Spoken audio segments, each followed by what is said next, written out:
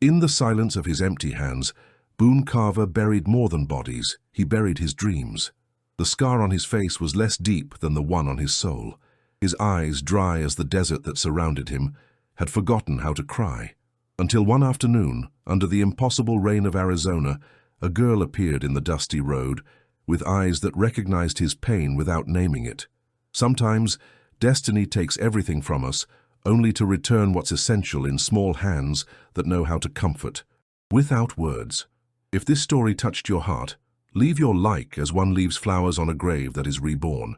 And tell us in the comments, how do you think the desert will transform these two broken souls?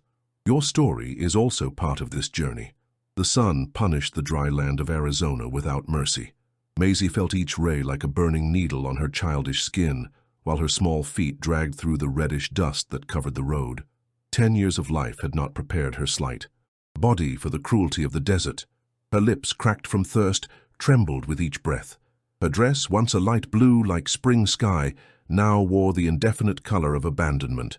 The stagecoach had left without her. The creaking of the wheels moving away, the neighing of horses, the diffuse voices of passengers who didn't notice her absence until it was too late still resonated in her ears. Or perhaps, she thought with a pain that went beyond the physical, they simply didn't care. The horizon trembled under the suffocating heat.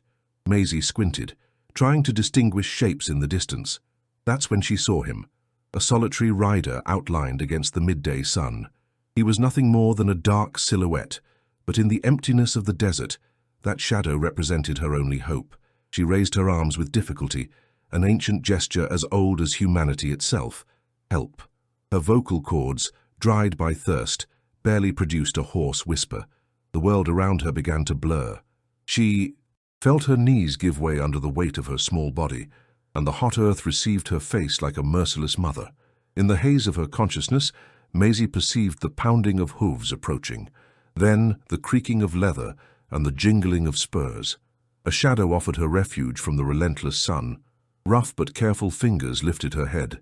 "Drink slowly, little one," said a deep voice, offering her a canteen. The water tasted like metal and salvation. Each drop awakened dormant cells in her throat. When she finally could focus her gaze, she found herself looking at a face weathered by the sun and marked by a scar that crossed the left cheek. The man's eyes, a faded blue like many times washed fabric, studied her with a mixture of caution and something deeper that Maisie couldn't name. "My name is Maisie," she whispered, clinging to the canteen like a treasure. "The stagecoach, it left without me." The man nodded with no need for more words. In that silent gesture, Maisie sensed that he understood abandonment better than anyone. "Boone Carver," he finally responded, as his eyes scanned the empty horizon. "My ranch is a few miles away. You can rest there." He extended a calloused hand. Maisie took it, feeling for the first time in many hours that perhaps the desert wouldn't be her grave after all. Boone Carver's ranch was like him, solitary, resistant, and marked by time. A construction of grayish wood that rose between arid hills, surrounded by an improvised fence that, more than protecting, seemed to delimit a territory of solitude. Maisie observed every detail as they approached, swaying to the rhythm of the horse, her small body pressed against the firm back of the stranger who had saved her. The air smelled of dry earth, sunburned grass, and something else that Maisie recognized as nostalgia, the same aroma that permeated the wrinkled photograph she kept in the pocket of her dress, her only link to an increasingly diffuse past. "It's not much," muttered Boone, dismounting with a fluid movement before helping her down. "But it has a roof." Maisie nodded, silently grateful.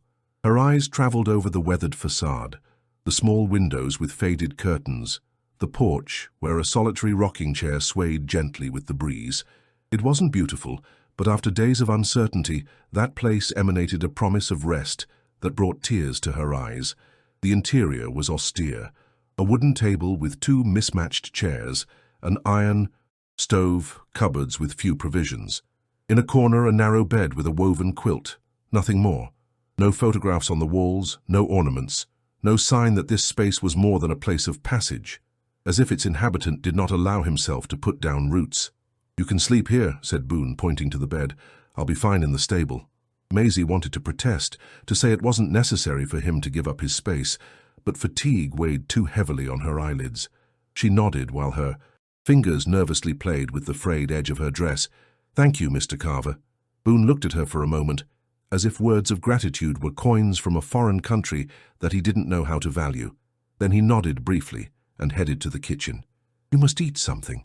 He prepared a simple stew with what he had: beans, some dried meat, a few vegetables from his small garden. They ate in silence, each lost in thoughts they didn't share. Through the window, the sky was beginning to take on orange and purple hues.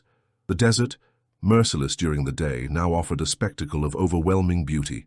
"Tomorrow I'll take you to Dead Rock," Boone finally said, breaking the silence. "It's the nearest town. There they can help you find your family." Maisie lowered her gaze to her almost empty plate. Her distorted reflection looked back at her from the remaining broth. "I don't have a family, Mr. Carver." The words floated in the air, heavy as lead. Boone didn't ask more. He simply nodded, as if that revelation confirmed something he already intuited. When they finished eating, Maisie lay down on the borrowed bed. The mattress, though hard, seemed like the most comfortable in the world after days of sleeping in the open. From the small window she could see a fragment of starry sky, so bright and close that she almost felt she could touch it if she extended her hand. She heard Boone moving around the house, putting things away, closing doors, then his footsteps, moving away toward the stable. Alone in the darkness, Maisie took the photograph from her pocket. The moonlight was enough to distinguish the faces, a group of young cowboys, smiling, immortalized in a moment of camaraderie that time had faded. Among them, her father, Silas Monroe, with his characteristic tilted hat, and next to him, a face she had recognized instantly, but hadn't dared to mention, a younger Boone Carver, without a scar, with a smile that the current man seemed to have forgotten how to form. Destiny, thought Maisie as sleep claimed her, weaves its threads with an irony that only the gods could understand. The rumbling of thunder woke Maisie in the middle of the night. Rain furiously beat against the windows, as if wanting to force its way into that solitary refuge. Lightning illuminated the room with ghostly flashes, momentarily revealing the austere contours of the furniture. She sat up, disoriented at first, until she remembered where she was. Boone Carver's bed, the isolated ranch, the desert now transformed into a sea of mud under the relentless storm. An ancient fear slid down her spine. Storms had always caused her an uneasiness that went beyond the rational, as if in the roar of the sky she could hear echoes of past tragedies. A desperate neigh cut through the air, rising even above the roar of the storm. Maisie jumped up, drawn by that sound of anguish. She peered out the window just in time to see Boone running toward the stable, his silhouette briefly outlined against the sky illuminated by lightning. Without thinking twice, Maisie put on her shoes and went after him. The rain soaked her instantly, sticking the borrowed nightgown to her small body. The mud clung to her feet, making each step difficult, but something in that desperate neigh called her with an inexplicable urgency. When she reached the stable, she stopped at the threshold. Boone was standing in front of a black horse that was violently rearing, the animal's eyes bulging with panic. The other horses also showed signs of nervousness, but none like that stallion with a coat as shiny as wet obsidian. "Go back to the house," shouted Boone when he saw her, as he tried to approach the animal without success. But Maisie couldn't move. Something in the horse's terror resonated within her, as if she recognized in that creature a reflection of her own nocturnal fears. Slowly, she took a step forward, and then another. "Maisie, no," Boone warned, but his voice no longer sounded authoritative, rather tinged with genuine concern. She didn't listen. She advanced until she was a few steps away from the frantic animal. The horse looked at her, its dark eyes bright with fear. Maisie extended a small hand and began to speak, not with formed words but with soft sounds that emerged from some deep place in her being. A murmur like a brook, a reassuring sound that seemed to connect with something primordial in the animal. Gradually the horse stopped rearing. Its nostrils still dilated with each agitated breath, but the madness was leaving its eyes. Maisie moved closer until her fingers touched the velvety muzzle. The animal exhaled, a long, trembling sigh that seemed to release all the accumulated tension. She continued whispering, words now, improvised stories about endless prairies and eternal skies, promises of calm after the storm. Boone watched the scene motionless, his face a mask of astonishment barely visible in the dimness of the stable. When, finally, the horse lowered its head, allowing the girl to rest her forehead against its muzzle in a gesture of absolute trust, the man let out the air he didn't know he was holding. "I've never seen anything like it," he said quietly, approaching cautiously. "Storm doesn't let anyone touch him except me, and even then on nights like this." Maisie smiled slightly, without removing her hand from the now serene animal. "He's named after his fear," she observed. Boone nodded, and for an instant, a shadow of a smile formed on his lips. "He was my wife's horse," he said, the words escaping as if they had been prisoners for a long time. "She named him that because she said he was impetuous, like a summer storm." It was the first time he had mentioned his wife, the first crack in the wall of silence that surrounded him. Maisie didn't ask more. She sensed that some stories should be offered, not torn away. "You should go back to the house," Boone said after a moment, but his tone had changed, softened by something that could be respect. "I'll bring you a towel." Maisie nodded, giving the horse one last caress before heading to the door. Outside, the storm was beginning to subside, as if nature itself had listened to the girl's reassuring whispers. That night, as she dried herself in front of the fire that Boone had stoked, Maisie perceived a subtle change in the atmosphere, as if that episode in the stable had modified something fundamental between them. They didn't speak further. It wasn't necessary. In the shared silence, something was beginning to be built, a fragile bridge over the abyss of solitudes that separated them. Before returning to bed, Maisie observed Boone sitting by the window, contemplating the night. The dim light of the oil lamp projected his shadow on the wall, elongated and solitary. She wondered what inner storms might agitate the soul of that man, and if someday, like Storm, he would allow someone to help calm them. The town emerged before their eyes, like a mirage of wood and adobe. Dead Rock, a name that seemed like a sentence, stretched along a main street flanked by buildings with facades faded by the relentless sun. Maisie observed everything from the saddle, seated in front of Boone, her eyes absorbing every detail with the eagerness typical of childhood. The air smelled of dust, tanned leather, and that indefinable aroma of places where many lives converge without truly intertwining. The inhabitants momentarily paused their tasks to observe the newcomers, curious glances that first rested on Boone, with a distant respect tinged with wariness, and then on her, with that mixture of surprise and speculation that Maisie had learned to recognize. "They don't talk much in this town," she murmured, feeling Boone's body tense slightly behind her. "They talk too much, but not when they can be heard," he responded, directing the horse toward a building with a worn sign that announced "Mercantile and Provisions." Upon dismounting, Maisie noticed how some men gathered in front of the saloon moved away imperceptibly, as if Boone radiated an invisible field that no one dared to penetrate. The scar on his face seemed more prominent under the direct light of the sun, a silver line that divided his left cheek like a river divides a territory. The interior of the store offered a pleasant contrast to the outside heat. Shelves loaded with diverse products, from canned goods to rolls of fabric, created a welcoming maze that smelled of freshly ground coffee and spices. Behind the counter, a woman of indefinite age looked up from an account book. Her face, marked by wrinkles that spoke more of smiles than of sorrows, lit up upon recognizing Boone. "Well, well, Carver. I was beginning to think I'd have to send out a search party," she said, in a tone that transformed the reproach into affection. "Miss Cordelia," Boone greeted with a slight nod. "I need provisions." The woman's gaze then fell on Maisie, who had stayed slightly behind, studying with fascination a jar of multicolored candies. "And I see you've brought company," she commented, an implicit question in her tone. Boone briefly explained the situation. The abandoned girl, the stagecoach, his intention to find someone in the town who could take care of her. While they talked, Maisie toured the store, her fingers brushing fabrics, caressing the spines of used books, memorizing textures and colors, like someone creating a sensory map of unknown territory. "So no, one was expecting her anywhere," summarized Miss Cordelia, her eyes following the girl's movements with a mixture of compassion and something deeper, an old pain that Maisie instinctively recognized. "I thought perhaps the sheriff," Boone began. "Willard?" Cordelia let out a dry laugh.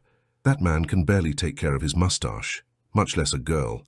And the nearest orphanage is in Tucson, 3 days from here. A thick silence settled between them, loaded with unspoken implications. Maisie pretended to examine an illustrated catalogue, but every fibre of her being was tuned to that conversation that would decide her fate. "She could stay with you for a while," Cordelia finally suggested, measuring each word. "At least until we find a more permanent solution." Boone frowned, his eyes instinctively seeking the girl who was now reverently caressing the worn spine of a storybook. "I'm not the right person to take care of anyone. And yet, here she is, alive thanks to you," Cordelia responded with that gentle frankness that disarmed any argument. "Sometimes life puts in our path exactly what we need, even if it's not what we think we want." Before Boone could respond, the bell at the door announced the entry of new customers. 2 men of rough appearance with the arrogance of those who know they are feared. The taller one, with a thick mustache under calculating eyes, stopped short upon seeing Boone. "Carver," he said, a crooked smile forming on his lips. "I thought you had decided to become a hermit definitively." "Pike," Boone responded, his voice neutral but his posture slightly tenser. Jedediah Pike, owner of the largest ranch in the county, let his gaze wander around the store until it came to rest on Maisie. Something in his scrutiny made the girl feel a shiver run down her spine. "And who is this little lady?" he asked, with a cordiality that didn't reach his eyes. Before Boone could respond, Cordelia intervened.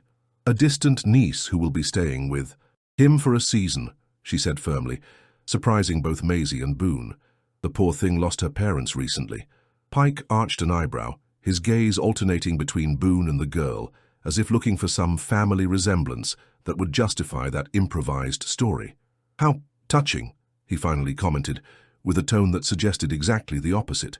"I would never have imagined Carver in the role of protective uncle." Something in those words, in the way they were pronounced, ignited a spark of indignation in Maisie's chest. With a determination that surprised everyone, including herself, she approached Boone and took his rough hand between her small fingers. "My uncle is a good man," she said, her voice clear and firm despite the inner trembling. "My father always said there's no one more loyal." Boone's eyes fixed on her with a mixture of astonishment and something indecipherable, but he didn't withdraw his hand. Pike observed them a moment longer, a shadow of annoyance, crossing his face before heading to the counter to make his purchases. When they left the store, loaded with provisions for a week, the sun had begun its descent toward the horizon, tinting the town with golden tones and lengthening the shadows over the dusty earth. "Why did you do that?" Boone finally asked, as he loaded the sacks into the saddlebags. Maisie shrugged, a gesture too adult for her childish body.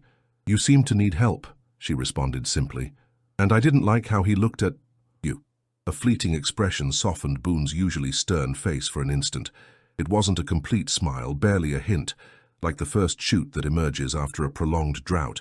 "We're going home," he said, and although it was barely a murmur, Maisie felt that those words contained a promise that neither of them dared to name yet. As they rode back to the ranch, with the sky slowly transforming into a canvas of stars, Maisie allowed herself to lean against Boone's chest, finding in that silent contact an anchor in the ocean of uncertainties that had been her life until then. Days turned into weeks with the slow cadence of the desert, where time seems measured not in hours, but in shadows that lengthen and shorten over the arid land. Maisie, who had arrived like a whirlwind of unforeseen circumstances, began to create small routines that gave shape to their shared existence. Each morning she woke with the first ray of sun that slipped through the window of the room she now occupied, a small annex that Boone had conditioned, moving his scant personal furniture there. The girl would go barefoot to the porch to contemplate the dawn, that magical moment when the sky transitioned from indigo to pink and finally to the intense blue that would dominate the day. Then she prepared a simple breakfast with what they had: bread, sometimes eggs when the skinny hens in the corral deigned to lay, coffee for Boone, and milk for her. The ranch, previously a place of absences, began to be populated with small presences that spoke of renewed life.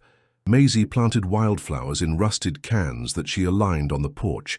She hung mobiles made with dry branches and pieces of colored glass that she found in her explorations, creating constellations of light that danced with the breeze. On the interior walls, drawings made with charcoal appeared as if by magic. Horses in full gallop, desert landscapes, Boone's severe profile softened by the childish stroke. The most significant change, however, was invisible. It was in the air, in the way silence no longer weighed like a slab, but flowed like a quiet river between them. Boone was still a man of few words, but his muteness was no longer a wall, but a language that Maisie was learning to interpret. A nod that meant approval, a frown that expressed concern, a fleeting gleam in his eyes that equaled a full smile in anyone else. That late summer afternoon, Maisie was returning from one of her expeditions around the ranch. She brought her improvised apron full of curiously shaped stones, feathers, and an intensely red desert flower that she had found miraculously alive among the rocks. As she approached the house, she heard voices. She stopped, surprised. Visits were as rare as rain in that forgotten corner. From her position, she could see Boone talking with a young woman on the porch. She dressed with simplicity but neatness, and held a book in her hands. Her brown hair was gathered in a low bun, and her posture denoted a mixture of determination and nervousness. "Education is not a luxury, Mr. Carver, but a right," the woman was saying, with a clear voice that traveled in the still afternoon air. "And as the new teacher of Dead Rock, it is my duty to ensure that all school-age children attend classes." "The girl is fine here," Boone responded, crossing his arms in that defensive gesture that Maisie knew well. "I teach her what she needs to know." The woman, far from being intimidated, took a step forward.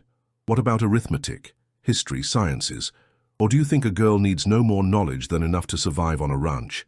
Something in those words touched a sensitive fiber in Maisie. With a mixture of shyness and resolution, she emerged from her hiding place and approached the porch. The conversation stopped abruptly, both adults turning toward her. "Good afternoon," she greeted, aware of her disheveled appearance after hours of exploring. The teacher looked at her with a kind smile that reached her eyes. "You must be Maisie. I am Miss Harriet Palmer, the new teacher of Dead Rock."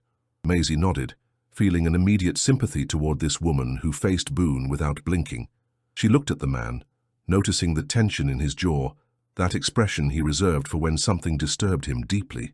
"I don't want to cause problems," she said quietly, addressing him, "but I would like to learn." Boone's eyes softened imperceptibly as he looked at her. It was that effect she was beginning to recognize, as if her presence undid invisible knots in the man's soul. "You already know how to read and write," he finally said, a hint of pride showing in his voice. "Yes," confirmed Maisie, daring to smile. "My father taught me, but there are so many more things." The mention of her father floated between them like a drifting feather. Boone had never directly asked her about her family, and she had not offered more details than necessary. The photograph was still a secret kept against her chest each night. Miss Palmer, perhaps perceiving the complexity of the moment, intervened tactfully.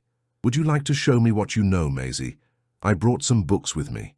With a nod from Boone, they sat on the porch.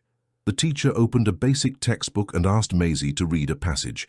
To the surprise of both adults, the girl not only read fluently, but commented on the content with an insight unusual for her age. "Impressive," murmured Harriet, exchanging a significant look with Boone. "She has a privileged mind, Mr. Carver. It would be a shame not to cultivate it." Shadows lengthened on the porch, drawing complex patterns on the worn wooden boards. In the corral, the horses neighed softly, anticipating the hour of feed. The moment extended, loaded with possibilities. Finally, Boone exhaled deeply. "Classes start at 8, he said, his rough voice contrasting with the implicit surrender in his words. "It's a long way to town. She could stay at my boarding house during the week," Harriet quickly suggested. "Many children from distant ranches do so. She would return here on weekends." Maisie held her breath, her heart divided between the excitement of new horizons and the fear of abandoning, even temporarily, the refuge she had found with Boone. She sought his gaze, trying to decipher what he really thought. What she saw in those faded blue eyes surprised her. Fear. Not ordinary fear of tangible dangers, but that deeper dread of loss, of what is just beginning to be built, crumbling between fingers like dry sand. "No," she said then, to the teacher's surprise. "I prefer to make the journey each day." Boone looked at her for a long time, a silent conversation developing between them. Then he nodded once, an almost imperceptible gesture that contained both relief and gratitude. "I will take her and bring her back myself," he declared, in a tone that admitted no discussion. When Miss Palmer left, the sun was beginning to sink into the horizon, tinting the sky with impossible oranges and purples. Maisie and Boone remained on the porch, contemplating that daily spectacle that never repeated exactly the same. "Why did you choose to stay here?" Boone finally asked, his voice barely a murmur. "It would be easier for you to be in town during the week." Maisie caressed one of the wildflowers she had planted in rusted cans. They had grown against all odds, defying the aridity of the environment, taking root where life seemed impossible. "Important things are never easy," she responded, with that ancient wisdom that sometimes emerged from her like water from a deep well. "Besides, this is my home now." Boone didn't respond with words. He simply extended his rough hand and, in an unusual gesture, gently ruffled Maisie's hair. In that fleeting contact, there was more eloquence than in any elaborate speech. That night, as Maisie prepared for sleep, she heard Boone on the porch, repairing the rocking chair that had been broken for months. The rhythmic sound of the hammer against the nails mixed with the singing of crickets, an improvised melody that accompanied her until sleep claimed her. The Dead Rock School was a modest building of adobe and wood, with large windows that let in light and a bell at the top that marked the rhythm of the days. For Maisie, that space quickly became a parallel universe where her mind flourished like her flowers in rusted cans. Each morning, Boone took her to the entrance, watching with a mixture of silent pride and apprehension as she mingled with the other children before disappearing through the door.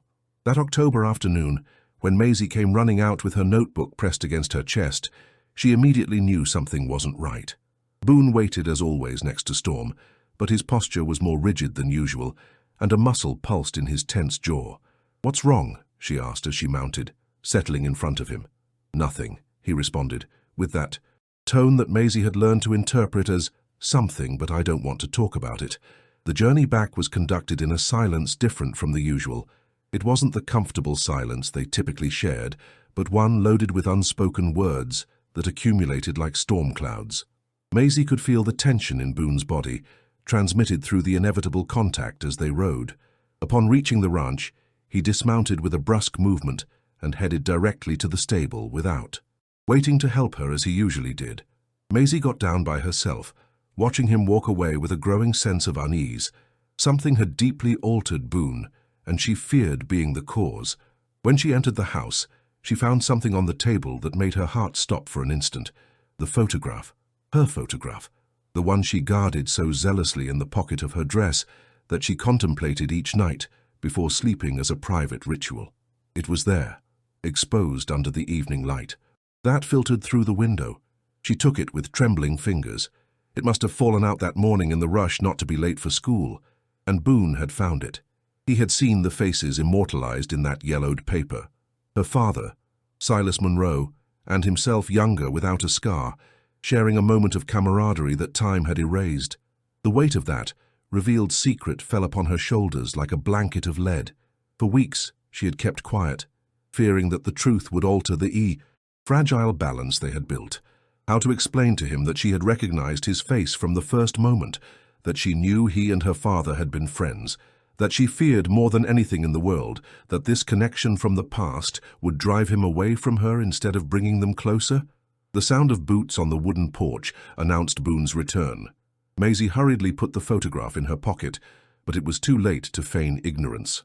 When he entered, their gazes met in a mutual recognition that something fundamental had changed between them.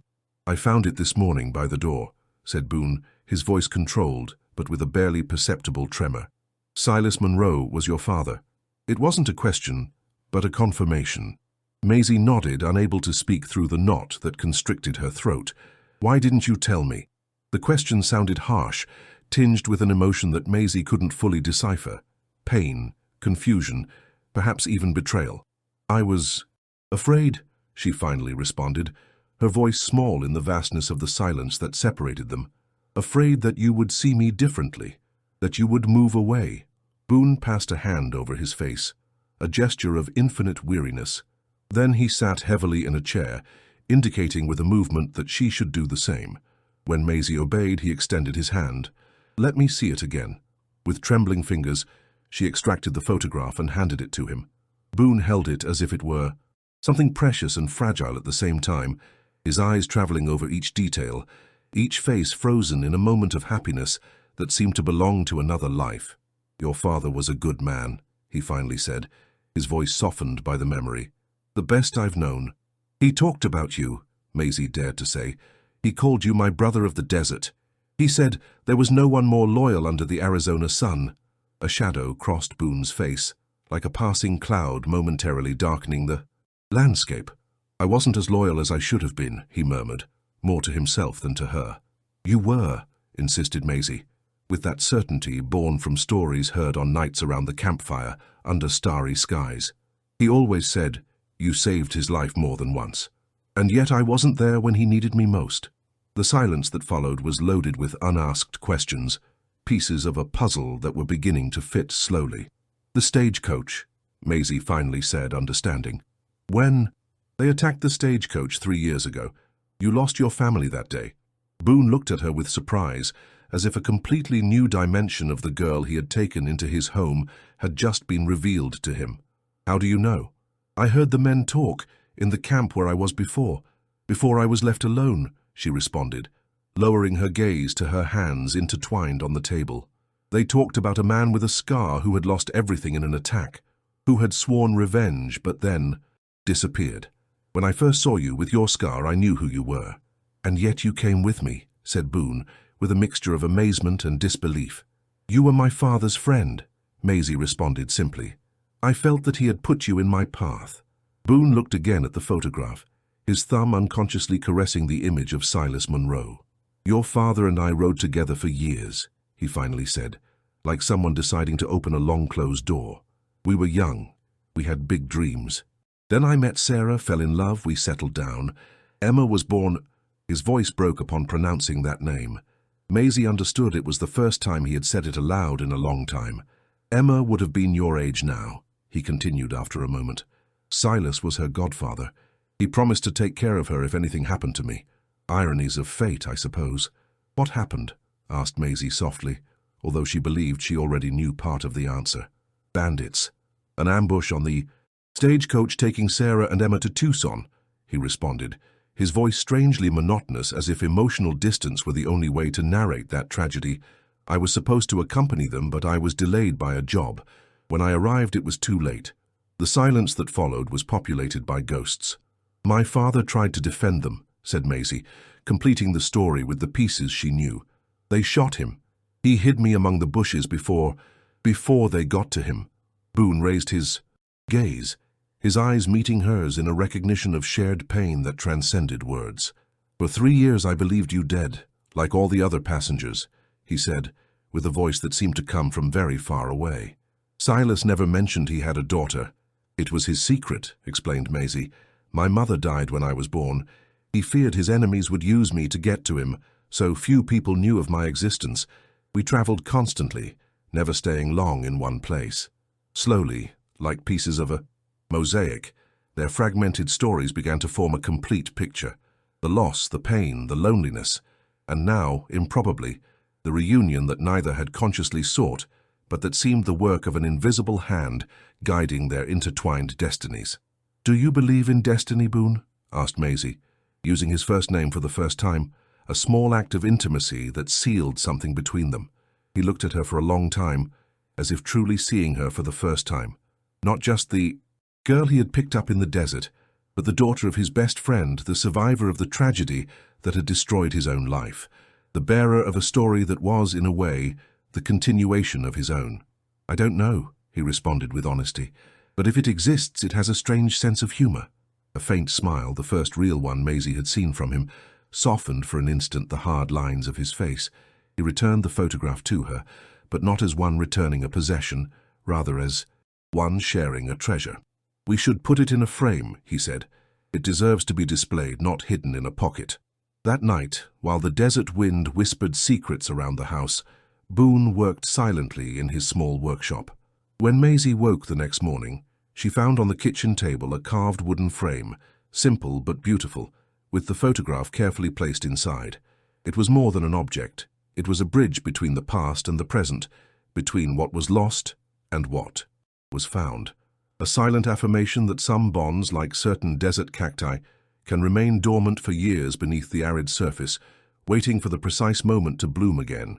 Winter came to the Arizona desert with a deceptive discretion. There were no great snowfalls or ice storms, but the mornings dawned covered with a fine frost that transformed the reddish earth into a silver canvas. The nights became long and cold, perfect for stories by the fire that Boone kept constantly lit in the small iron stove. It was during one of those nights, with the wind howling softly around the house like a hungry animal, when Maisie began to cough. At first they were just a few dry spasms, insignificant. Boone barely looked up from the knife he was methodically sharpening, but when the cough intensified, becoming deep and tearing, something changed in his expression. "Are you all right?" he asked, with that economy of words that characterized him, but that Maisie had learned to interpret as genuine concern. "Just a bit of cold," she responded, forcing a smile that failed to hide the feverish gleam in her eyes. Boone observed her attentively, noticing the unnatural flush in her cheeks, the way she hugged herself under the blanket. Without a word, he rose and placed the back of his rough hand on the girl's forehead. The contact, rare and therefore significant, revealed what he feared. She was burning with fever. That night was the first of many spent awake. Maisie's condition worsened with alarming speed. The cough became deeper, more painful, tearing involuntary moans from her when it shook her with special violence. The fever rose and fell like the tide, leaving her alternately burning and trembling under the blankets that Boone piled on her. By the third day, when Maisie's lips acquired a slightly bluish tint and her breathing became an anguished whistle, Boone made a decision. He wrapped the girl in all the blankets he could find, mounted her on Storm, and rode toward Dead Rock, as if all the demons of hell were pursuing him. Dr. Bennett lived in a modest house at the end of the main street.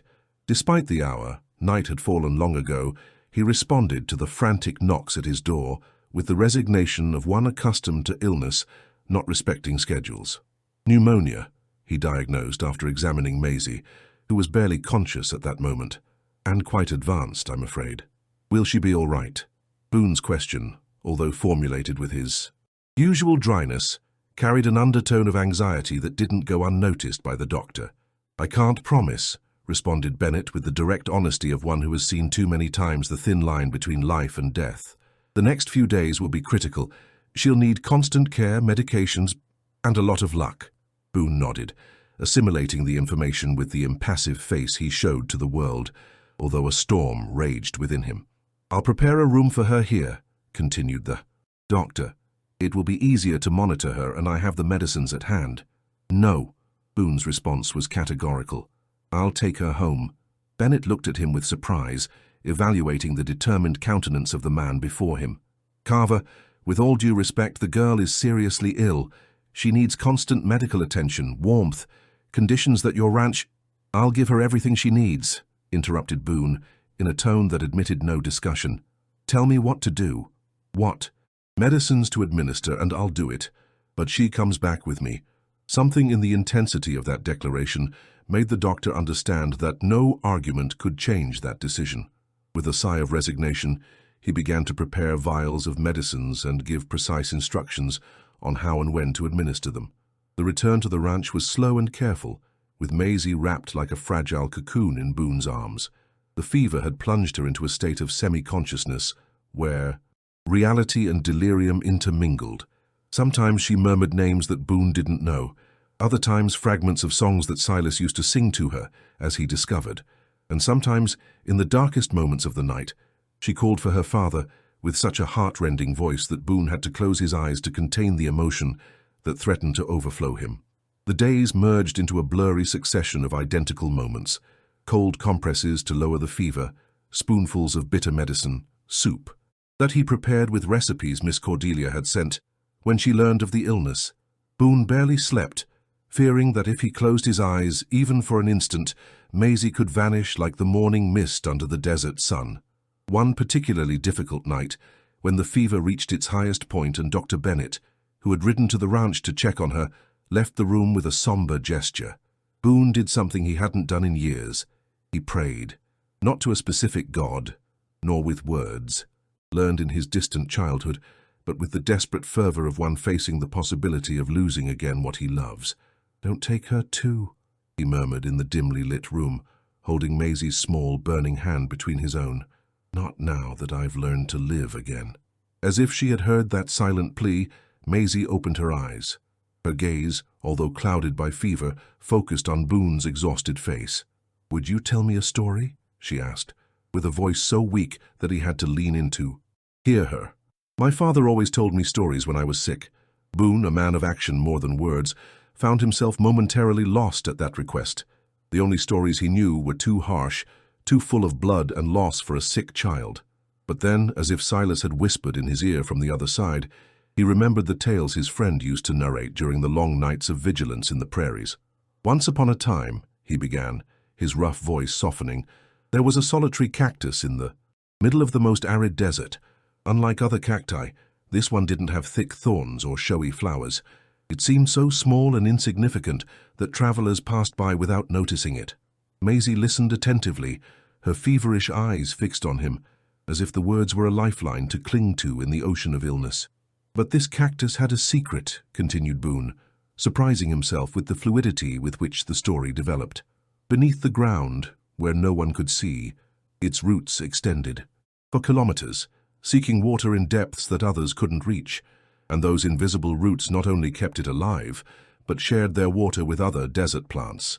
As the night progressed, the story grew, becoming populated with characters, desert animals that found refuge beside the cactus, lost travelers who discovered its providential shadow, storms that tried to uproot it, but failed against the strength of its invisible roots." Maisie struggled to stay awake, hypnotized by the cadence of that voice that rarely extended into so many words together. Her eyelids finally yielded to the weight of sleep, but her fingers remained intertwined with Boone's, a physical link that seemed to anchor her to the world of the living. For 7 days and 7 nights, Boone maintained his vigil. He continued the story of the cactus each time Maisie awoke, adding details, creating an entire universe from that first improvised image. Sometimes, in moments of greater lucidity, she added elements of her own, and the narrative became a bridge extended between them, over the abyss of illness. At dawn on the 8th day, Boone awoke with a start. He had fallen asleep in the chair beside the bed, finally overcome by exhaustion. The golden light of dawn filtered through the window, illuminating Maisie's face, and there in that morning glow, he saw what Dr. Bennett would confirm hours later. The fever had broken. Recovery was slow, like the arrival of spring after a particularly harsh winter. Each day brought a small victory. The cough that became less frequent, the appetite that timidly returned, the cheeks that recovered their natural color. One afternoon, while Maisie rested on the porch wrapped in blankets, enjoying the winter sun that was beginning to gain strength, she pointed to a spot in the distance. "Look," she said, with that smile Boone had feared he would never see again. "A solitary cactus." Indeed, on the slope of a nearby hill, a solitary saguaro stood against the blue sky. It wasn't particularly large or spectacular, just one more of the many that populated the landscape.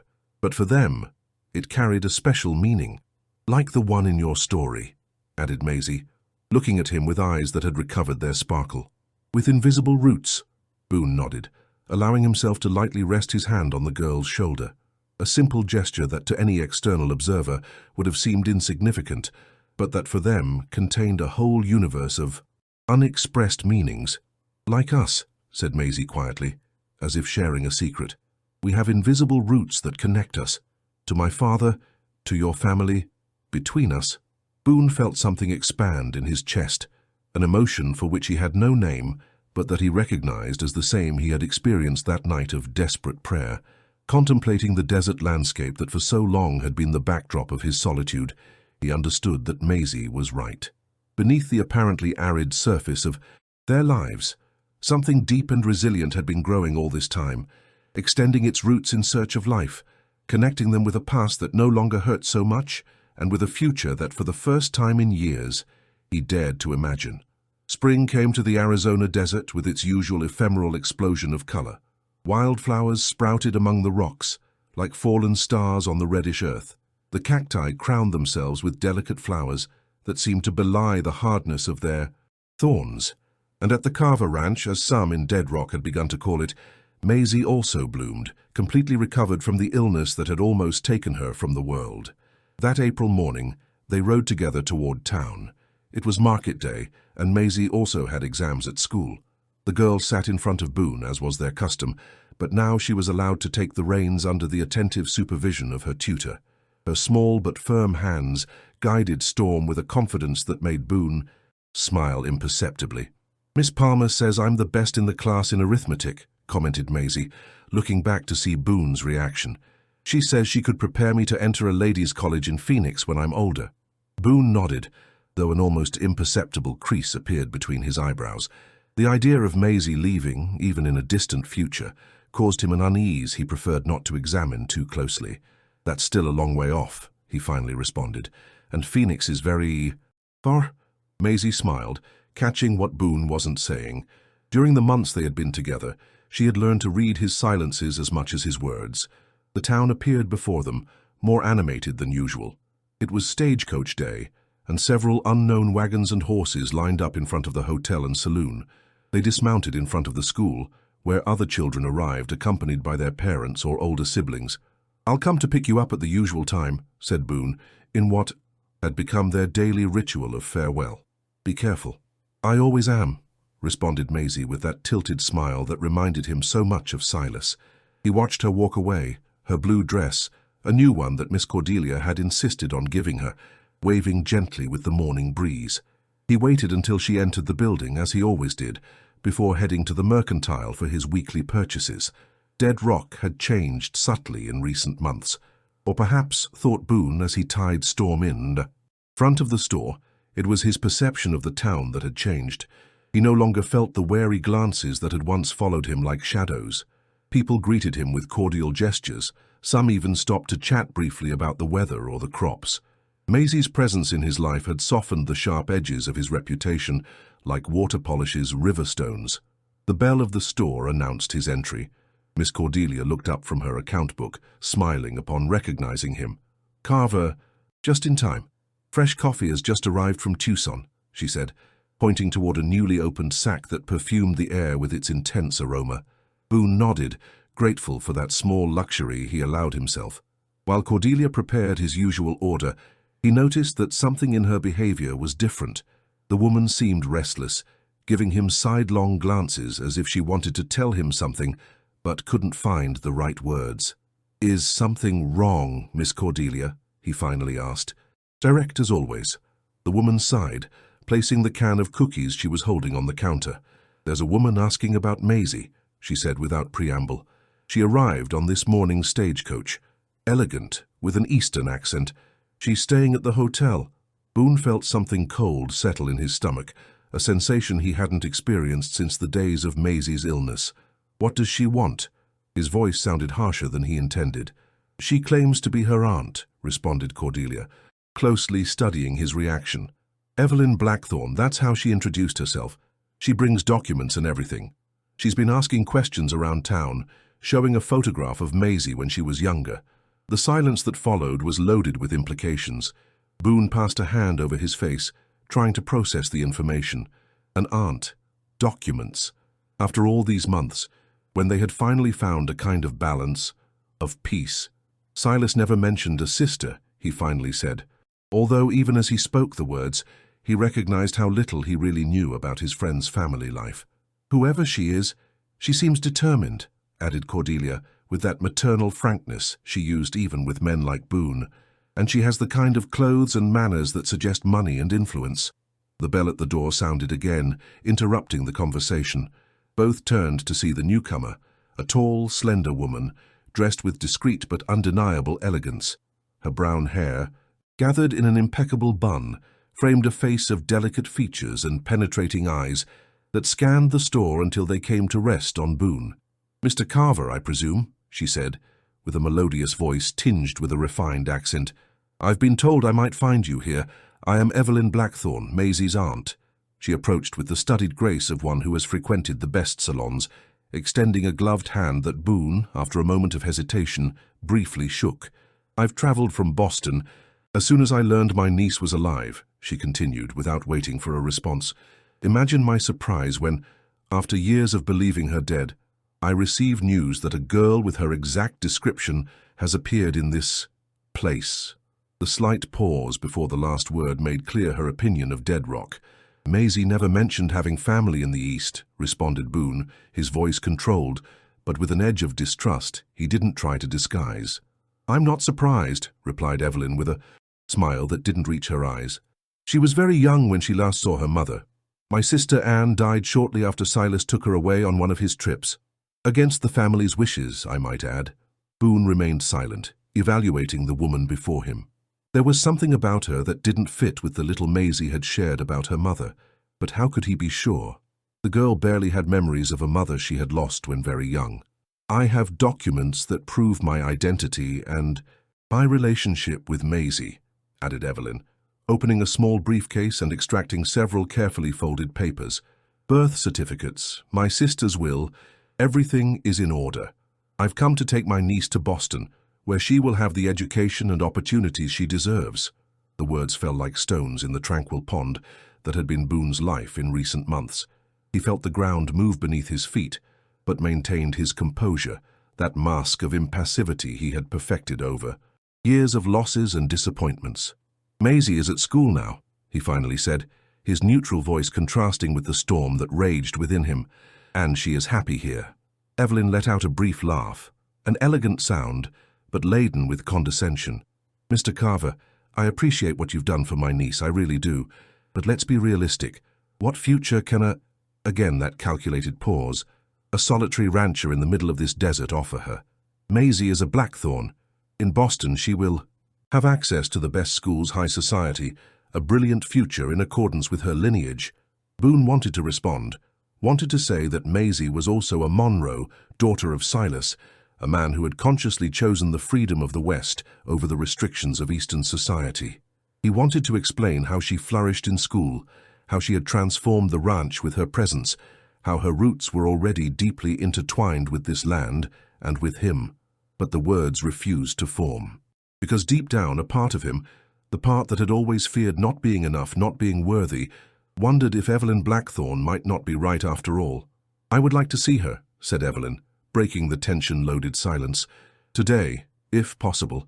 I've waited too long to reunite with the only thing I have left of my dear sister. It was Cordelia who intervened, with that diplomacy she had perfected in years of mediating the small and large disputes of the town. School ends at 3. Mrs. Blackthorn, why don't you come to tea at my house this afternoon? I live just behind the store. We could talk more calmly, and then Mr. Carver could bring Maisie so you can meet in a more familiar environment. The proposal seemed to momentarily appease Evelyn, who nodded elegantly before addressing Boone again. Until this afternoon then, Mr. Carver, she said, with a nod that seemed more a formal farewell than a simple goodbye. I hope you understand that I only want what's best for my niece. When the door closed behind her, the tinkling of the bell sounded to Boone like the prelude to a devastating storm. He remained motionless, his mind a whirlwind of contradictory thoughts. Don't let her intimidate you, Cordelia said softly, placing a comforting hand on his arm. That child loves you like a father. I've seen it in her eyes every time she talks about you. Boone nodded, grateful for the support, though doubts continued to gnaw at the edges of his determination. Did he have the right to stand between Maisie and what could be a better life? Wasn't that the most selfless act of love, to sacrifice his own happiness for hers? How will I tell her? He murmured, more to himself than to Cordelia. The question hung in the air, unanswered, because there were no adequate words to explain to a child who has finally found a home that she might lose it again. There was no gentle way to tell her that fate, with its cruel irony, was once again testing the fragile foundations of her happiness. As he left the store, the midday sun fell mercilessly on Dead Rock, turning the dusty streets into rivers of blinding light. To Boone it seemed a perfect reflection of the dilemma that burned within him, too bright to look at directly, too hot to touch but impossible to ignore. The afternoon unfolded over Dead Rock like a golden mantle when Boone waited in front of the school. His posture, usually relaxed, now betrayed a barely contained tension. The children began to come out in small, boisterous groups. their high-pitched voices contrasting with the grave silence that seemed to envelop Boone like a second skin. Maisie appeared among the last, animatedly conversing with a freckled girl. Upon seeing Boone, her face lit up with that smile he had come to associate with dawn. A new beginning, a promise renewed each day. Guilt pierced him like an arrow at the thought of the news he had to give her. "Boone!" she exclaimed, running toward him with her notebook, pressed against her chest. "Miss Palmer says my composition about the desert is the best she's read. She wants to send it to a contest in Tucson." He nodded, trying to match her enthusiasm with a smile that didn't quite form. "That's very good, Maisie," he said, his voice rougher than usual. Something in his tone alerted the girl. Her smile faltered as she studied Boone's face with that perceptive intensity that sometimes disconcerted him. "Has something happened?" she asked, suddenly serious. Boone exhaled slowly. He would have preferred to wait, to find an appropriate moment to prepare the right words.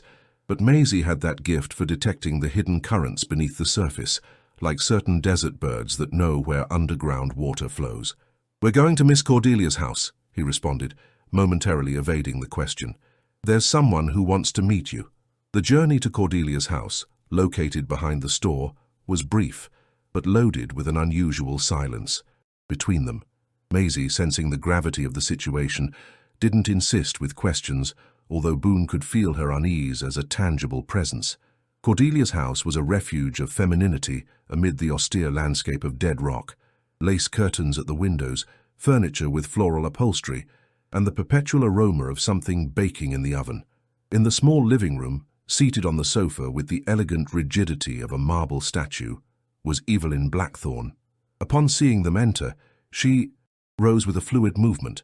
Her eyes immediately fell on Maisie, scanning her from head to toe with an intensity that made the girl instinctively move closer to Boone.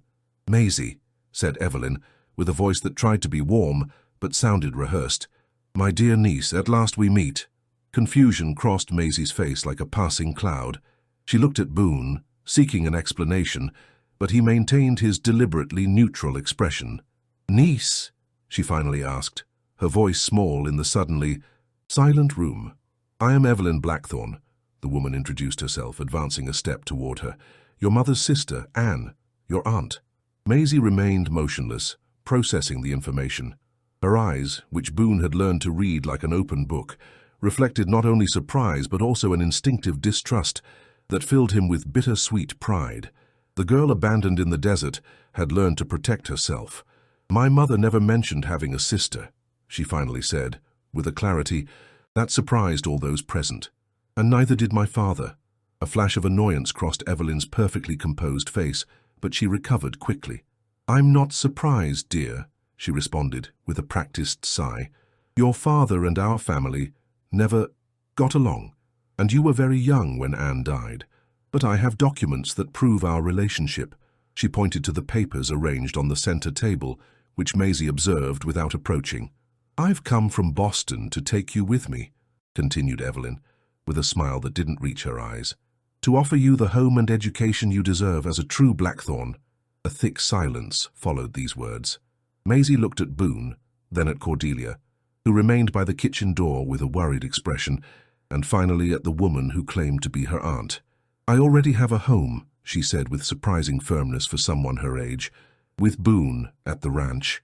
Evelyn let out a soft laugh, almost condescending. "Dear, I appreciate what Mr. Carver has done for you, I really do. But think about your future. In Boston, you will have the best teachers, attend cultural soirees, meet people of our position. Here," her gaze traveled around the room, and by extension, all of Dead Rock with barely disguised disdain. "What could you become?" "Happy," responded Maisie without hesitation. "Here I am happy."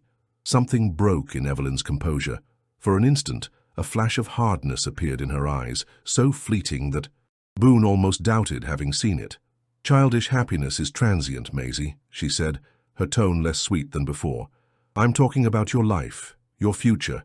As your closest relative, I have not only the right, but the responsibility to look after your interests." It was then that Boone intervened, his voice calm but firm. "I think this is too much to assimilate all at once," he said, instinctively placing a hand on Maisie's shoulder. "The child needs time to process what is happening." Evelyn looked at him with an expression difficult to decipher, a mixture of irritation and calculation. "Of course," she finally conceded. "I've been precipitous. I'll be at the hotel for a few days, so we can get to know each other better," she added, addressing Maisie with a smile that tried to be reassuring. "But I must warn you, Mr. Carver, that my lawyers are already processing the necessary documents. The law is clear in these cases. Blood family has priority." The implicit threat floated in the air like the omen of a storm. Boone nodded gravely without answering. He didn't trust his voice at that moment, not with the cold anger that was beginning to form inside him. "Until soon, dear niece," Evelyn said goodbye, lightly brushing Maisie's cheek with gloved fingers. "Soon you'll understand that all this is for your own good." When the door closed behind her, Maisie turned to Boone, her eyes bright with contained tears. "I don't want to go with you," she said, with a voice that broke with emotion. "Don't make me go." Something broke inside Boone upon hearing that plea. He knelt before her, his rough hands gently taking her small shoulders. "Listen to me well, Maisie," he said, with an intensity that surprised even Cordelia. "I'm not going to let them take you anywhere if you don't want to go, I promise you." The girl hugged him then, with a strength born of desperation. Boone enveloped her in his arms, feeling her small body tremble against his. Over Maisie's head, his eyes met Cordelia's, who looked at him with a mixture of compassion and concern. "You'll need help, Carver," said the woman quietly. "That kind of people don't give up easily, and she has the law on her side." Boone nodded, unconsciously pressing Maisie against his chest, as if he feared someone might tear her away at that very instant. "Then, I'll find someone who knows the law better than she does," he responded, a steely determination hardening his usually controlled voice. That night, back at the ranch, Maisie barely spoke during dinner. She pushed the food around on her plate without tasting it, lost in thoughts that Boone could only imagine. When she finally looked up, her eyes reflected a maturity beyond her years.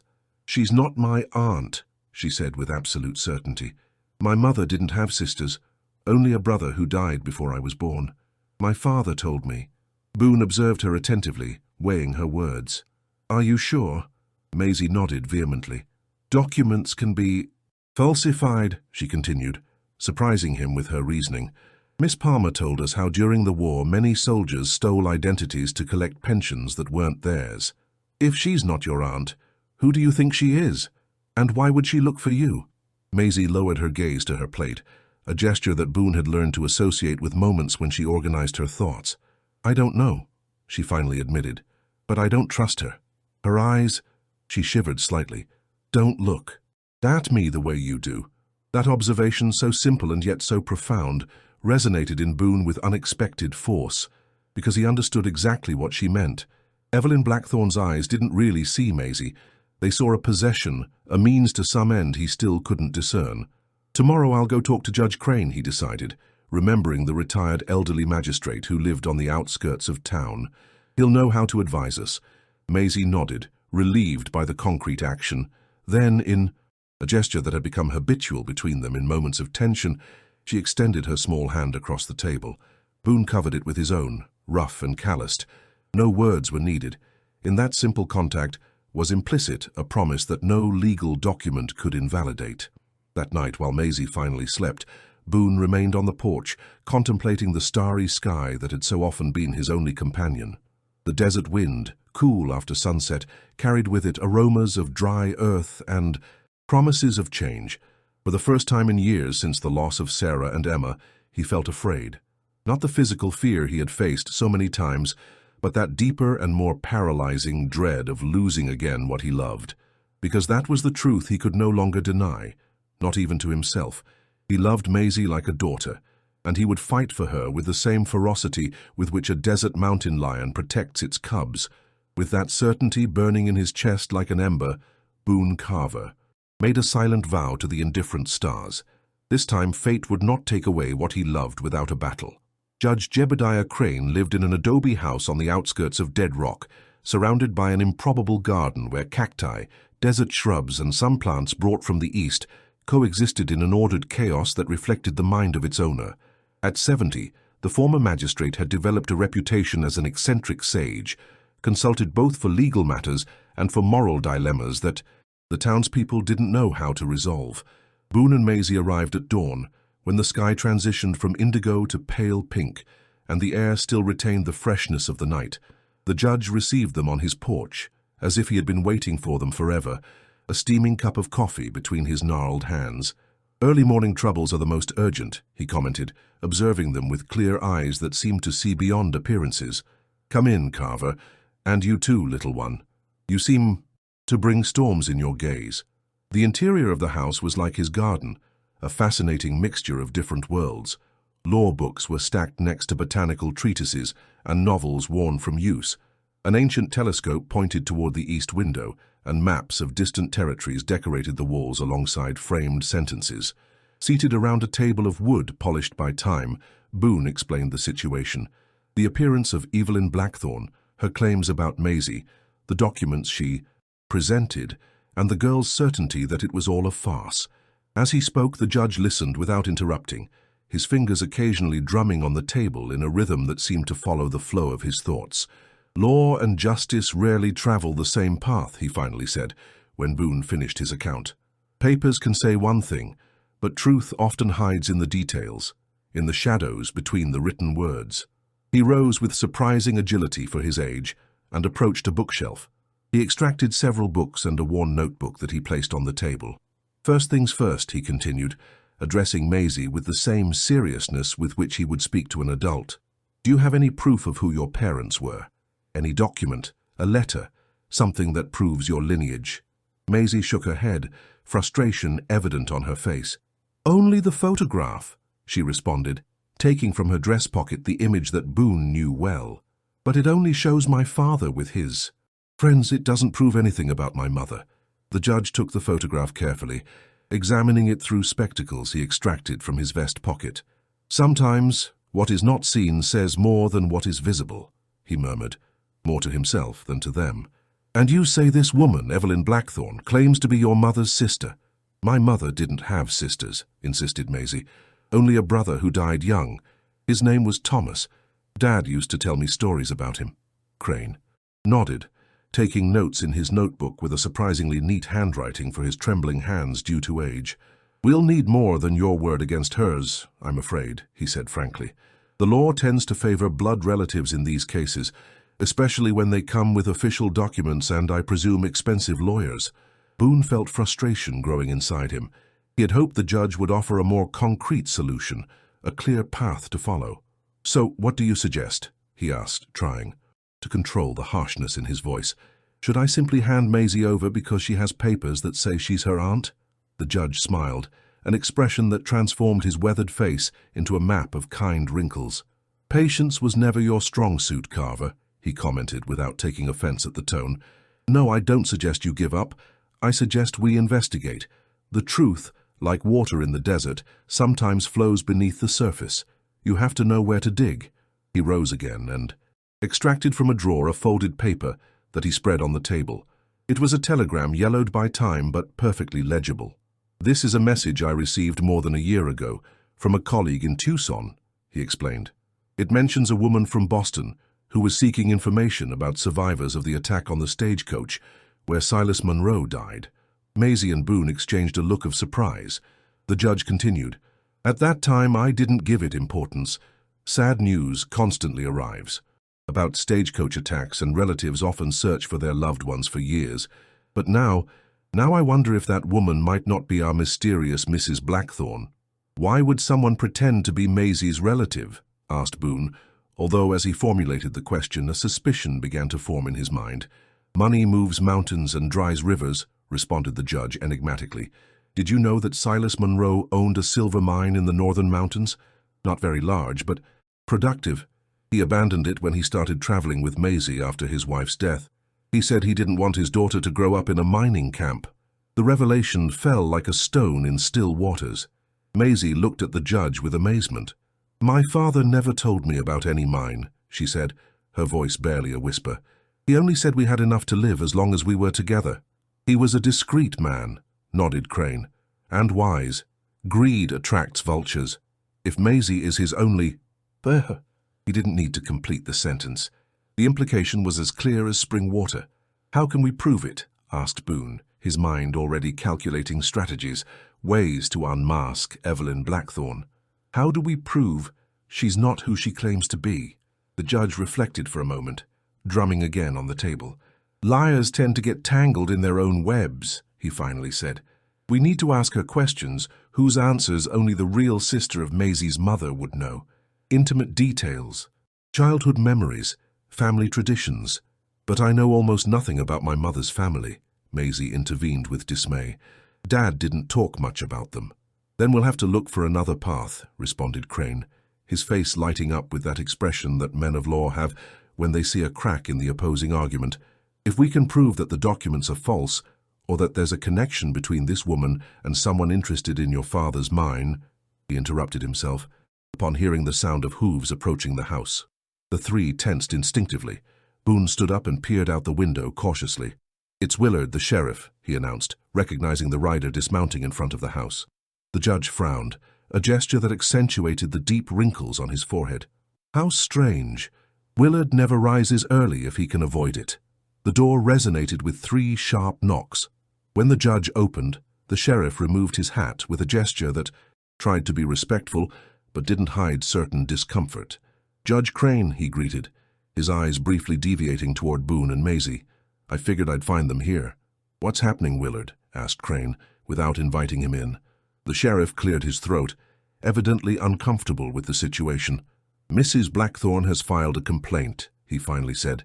She alleges that Mr. Carver illegally retains her niece, refusing to recognize her legitimate custody. A tense silence followed his words. Maisie instinctively moved closer to Boone, who placed a protective hand on her shoulder. And since when are custody disputes resolved at gunpoint, Willard? Asked the judge, pointing with a gesture to the revolver the sheriff wore unholstered. Willard had the decency to appear ashamed and holstered the weapon. I'm just doing my job, Judge. The lady has documents that appear legitimate and has hired attorney Simmons from Tucson. You know how that vulture is, threatens to press charges against me if I don't act. Judge Crane straightened slightly, a shadow of his former authority in the courtroom manifesting in his posture. Listen well, Willard. This is a legal matter that must be resolved through the proper channels, not with threats. Tell Mrs. Blackthorne that we will file a formal response to her claim. Meanwhile, the girl will remain where she is. The sheriff hesitated, shifting his weight from one foot to the other. She won't be satisfied with that. Judge, then let her be dissatisfied, responded Crane firmly. The law is the law, even in Dead Rock, and the law says that in cases of custody dispute, the welfare of the minor is paramount. Willard finally nodded, though his expression made it clear he didn't expect things to be resolved so easily. I'll tell her what you said, Judge, but she'll come back with more force. When the sheriff left, Crane closed the door and turned to them, his expression grave but determined. This confirms my suspicions, he said. She has acted too quickly, too aggressively. A real relative would first seek the child's welfare, not force a traumatic separation. What do we do now? Asked Boone, his voice controlled but with an undertone of urgency. The judge sat again, interlacing his bony fingers on the table. We must follow 2 paths, he responded after a brief reflection.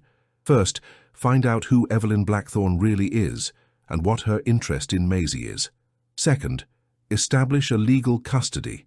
Claim on your part, Carver. Me? Boone seemed momentarily disconcerted. I'm not a blood relative, but you are the closest thing to a father that Maisie has had in recent months, responded Crane, and I can testify about the bond between you, as can Miss Cordelia and others in town. Sometimes the family we choose weighs more than blood, at least for those judges who look beyond the papers. Maisie, who had remained unusually silent, looked up at the judge. What if she manages to take me? She asked with a small but firm voice. What if the papers are more important? Crane looked at her directly, with the seriousness he granted to all his conversations, whether with adults or children. Then we'll fight in another way, he responded. Truth, Maisie, has many ways of coming to light. Like water in the desert, if it can't flow on the surface, it finds its way underground. Upon leaving the judge's house, the sun had already risen in the sky, tinting the landscape with its golden light. Boone and Maisie rode in silence back to the ranch, each lost in their thoughts. The girl leaned against Boone's chest, finding in that contact a security that words couldn't provide. That night, while Maisie slept, Boone remained on the porch, his gaze fixed on the dark horizon where the stars seemed to spill like grains of salt on black velvet. The idea of losing her was unbearable to him, a wound that opened even before being inflicted. With silent determination, he made a decision. If the law couldn't protect what he loved most, he would find other ways.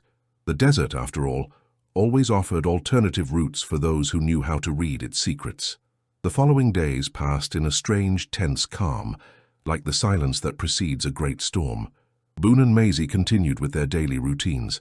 The ranch, school, shared tasks that had woven the fabric of their life together, but both were aware of the threat that floated over them, invisible but omnipresent.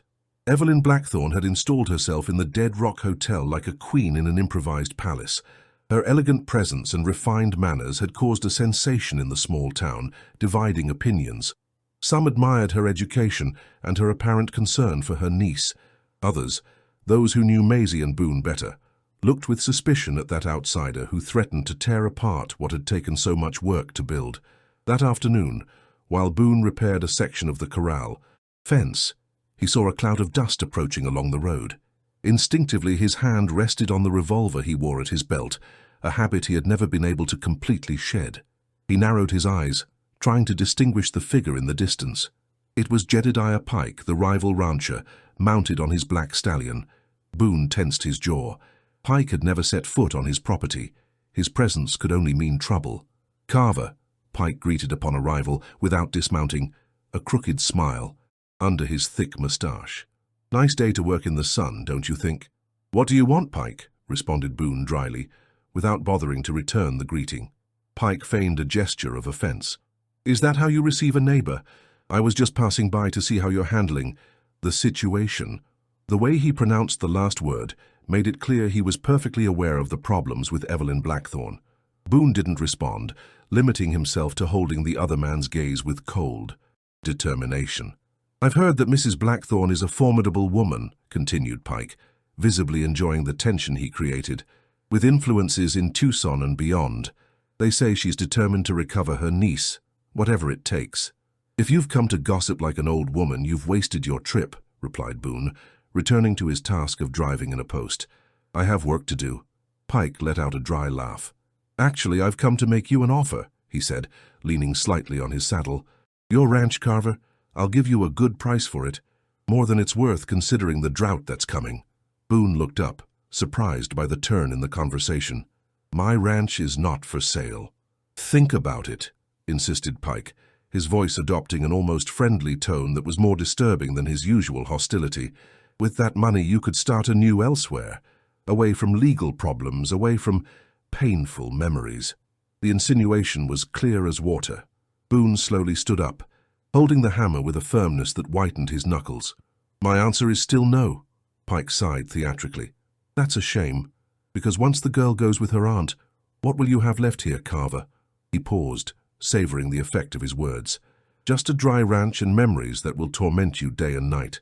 Something in Pike's tone, in the certainty with which he spoke of Maisie's departure, ignited an alarm in Boone's mind.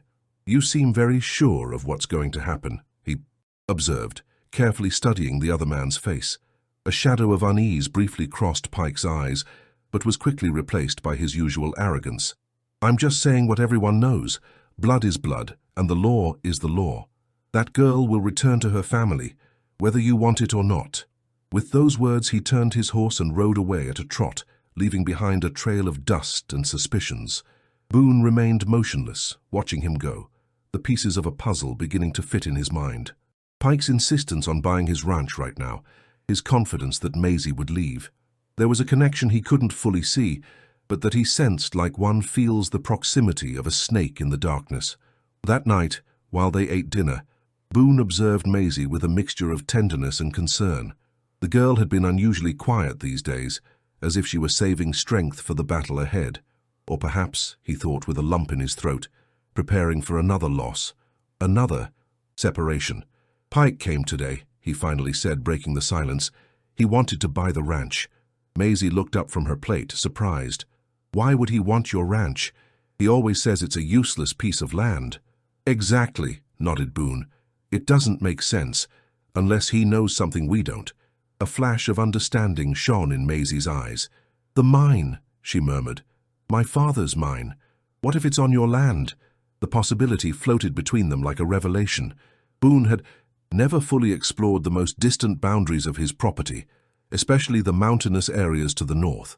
Silas could have had reasons not to mention the exact location of the mine, especially if he was trying to protect his daughter from those who coveted its wealth.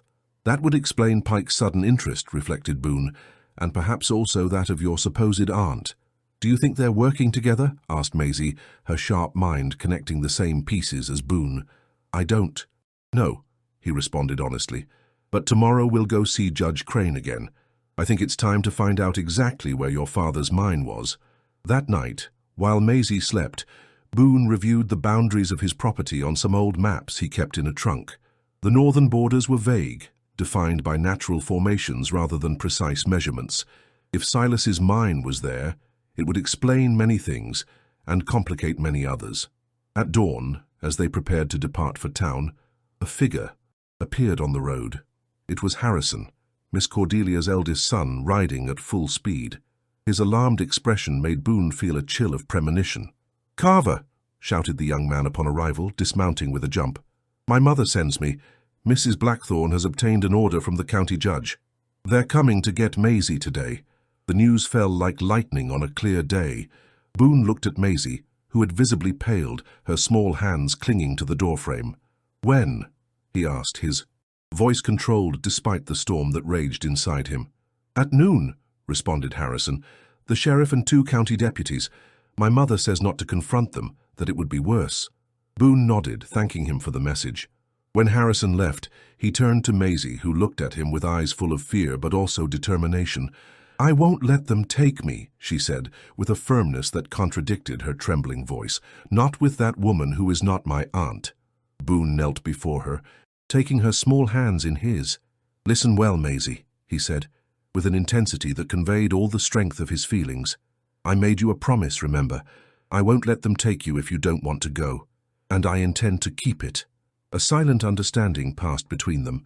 Without need for more words, Maisie nodded and ran to her room to gather her few belongings, while Boone quickly prepared provisions and saddled Storm. When the sun began its ascent in the sky, 2 solitary figures moved away from the ranch, taking not the main road toward town, but a secondary route that led into the wilder areas of the desert, territories that only desert knowers like Boone dared to transit. From the crest of a hill, Boone looked back one last time, contemplating the ranch that had been his refuge for years, and that he now abandoned without knowing if he would return. It wasn't the first time he had left everything behind, but now it was different. This time, he wasn't fleeing from painful memories, but riding toward an uncertain future with the only thing that really mattered to him, the girl who clung to his waist with the absolute confidence of one who has finally found her home, not in a place, but in a person. The desert wind raised a curtain of dust behind them, erasing their tracks as Boone and Maisie entered the immensity of a landscape as relentless as it was beautiful. A dust storm was approaching on the horizon, both literally and figuratively. The desert constantly changes and at the same time remains immutable. This was the thought that accompanied Boone as he guided Storm along barely visible paths, known only to those who, like him, had learned to read the landscape as others read books. They had been traveling for 2 days, advancing mainly at dusk and dawn, resting during the hottest hours in whatever shade they could find. Maisie had adapted to this nomadic life with an ease that surprised and made Boone proud. She didn't complain about the heat, the dust that got into every fold of clothing, or the frugal meals. Instead, she observed everything with eager eyes, as if each rock, each cactus, each rugged formation contained a secret she was determined to decipher. "My father used to tell me that the desert speaks if you know how to listen," she commented as they rested under the shade of a rocky overhang. "He said that stones keep echoes of all who have passed before." Boone looked at her with interest. It was the first time in days she had mentioned Silas without sadness clouding her voice. "Your father was a wise man," he responded, offering her the canteen. "He knew the desert better than anyone." Maisie took a small sip, aware of the need to ration water, and then fixed her gaze on the distant horizon. "Do you think we'll find the mine?" she finally asked, verbalizing the purpose of their journey. Boone followed the direction of her gaze toward the mountain formations that stood out against the sky. Increasingly closer. "If it's there, we'll find it," he responded with the pragmatic certainty that characterized him. "And if we find it, we'll have evidence against that woman and Pike." He didn't add what they both knew, that it would also mean security for Maisie, a legitimate inheritance that no one could take from her. A future. When they resumed the march, the sun was beginning its descent toward the horizon, tinting the landscape with golden and purple tones. Boone calculated they would reach the foothills of the Sierra by nightfall, where they could seek more substantial shelter for the night. It was Maisie who saw it first, a metallic gleam among the rocks, reflecting the last rays of the sun. She pointed without saying a word, and Boone directed Storm toward that direction. What they found was unequivocally human work. The rusted remains of mining tools, half hidden by years of sand and dust, dragged by the wind. They dismounted, and Boone examined the utensils with attention. Picks, shovels, a winch for raising and lowering loads, all abandoned precipitously, judging by how they had been left. "It's here," murmured Maisie, with a certainty that transcended logic. "I feel it." Boone didn't question her intuition. In the time they had been together, he had learned to respect that almost supernatural connection the girl had with certain things, as if she perceived vibrations invisible to others. The entrance to the mine was partially collapsed, covered by rocks and desert, vegetation that had reclaimed the abandoned territory. They worked together to clear the access, Boone moving the larger stones, Maisie carefully removing the undergrowth, mindful of the thorns. When they finally managed to create a sufficient opening, the sun had already set and darkness enveloped the landscape. Boone lit an improvised torch with dry branches and cloth soaked in a little oil they carried for the lamp. "Stay here," he indicated to Maisie, preparing to enter the mine alone. "But," she firmly shook her head. "I'm going with you," she said, with that determination that admitted no discussion. "It's my father's mine. I must see it." Boone looked at her for a long time, evaluating not her courage, which he already knew well, but the real dangers of the situation. Finally he nodded, extending his hand to her. "Stay close," he warned. "These old structures can be treacherous." Together, they entered the darkness of the mine. The main tunnel descended gently, its walls reinforced with timbers that, surprisingly, had resisted the passage of time. The air was fresh and strangely clean, a sign that there was some kind of natural ventilation. The light of the torch projected dancing shadows on the rocky walls, revealing silver veins that shone like liquid stars in the stone. Maisie touched them with reverence. "Silver," confirmed Boone, "and it seems like a rich lode." They advanced deeper, following the main tunnel that occasionally branched into narrower side passages. At some points they found signs of interrupted work. More tools, empty oil lamps, even a forgotten canteen. "It's as if they had run out," commented Maisie, examining a fallen shovel next to a partially excavated wall. "Or as if they had been interrupted," added Boone, increasingly convinced that something violent had occurred in that place. Finally, the tunnel led to a wider chamber that seemed to have served as an operations center. Here the signs of a prolonged human presence were more evident. Remains of a campfire, boxes that had contained provisions, even an improvised cot in a corner. While Boone examined the area, Maisie headed toward a small natural shelf in the rock wall. There, protected from dust and moisture, was a leather book, its surface cracked by time but still intact. She took it with trembling hands. "My father's diary," she whispered, recognizing the handwriting on the worn cover. Boone approached, holding the torch so she could open the book. The yellowed pages were covered with Silas's precise handwriting, alternating between technical notes about the mine and personal reflections. Maisie carefully turned the pages until stopping at an entry that drew a small gasp from her. "Listen to this," she said, and began to read aloud. "May 10th, 1882. Pike has again insisted on buying my share in the mine. I told him it's not for sale, that it's Maisie's future. I don't trust him or his partners in Tucson. There's something in the way he looks at the plans as if he knew something I don't. Thompson says we should be careful, that they've been asking questions in town about the exact boundaries of the concessions." The entry continued, detailing suspicions and concerns. Maisie moved to the next page and then to another, reconstructing the story of her father's last days in the mine. The final entry, dated just a week before the attack on the stagecoach, was particularly revealing.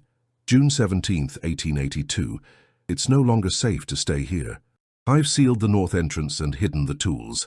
The analyses confirm that the main lode extends eastward, possibly under Carver's lands, which would explain Pike's sudden interest in that apparently worthless property. Tomorrow we leave for Tucson with the documents.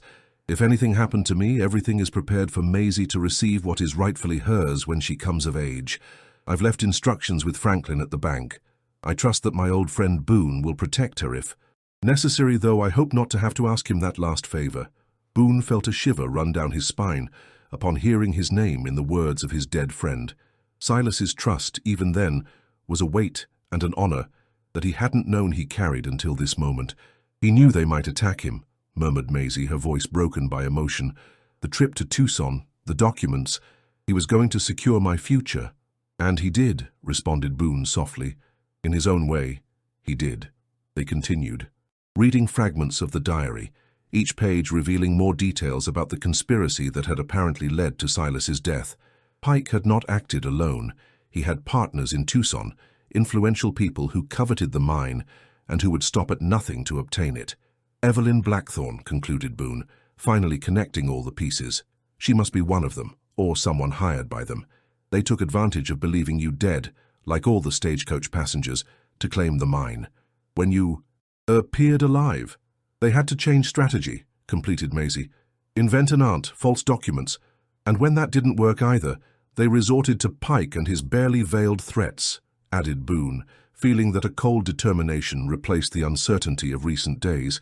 Maisie held the diary against her chest, as if embracing her father through those pages written in his own hand.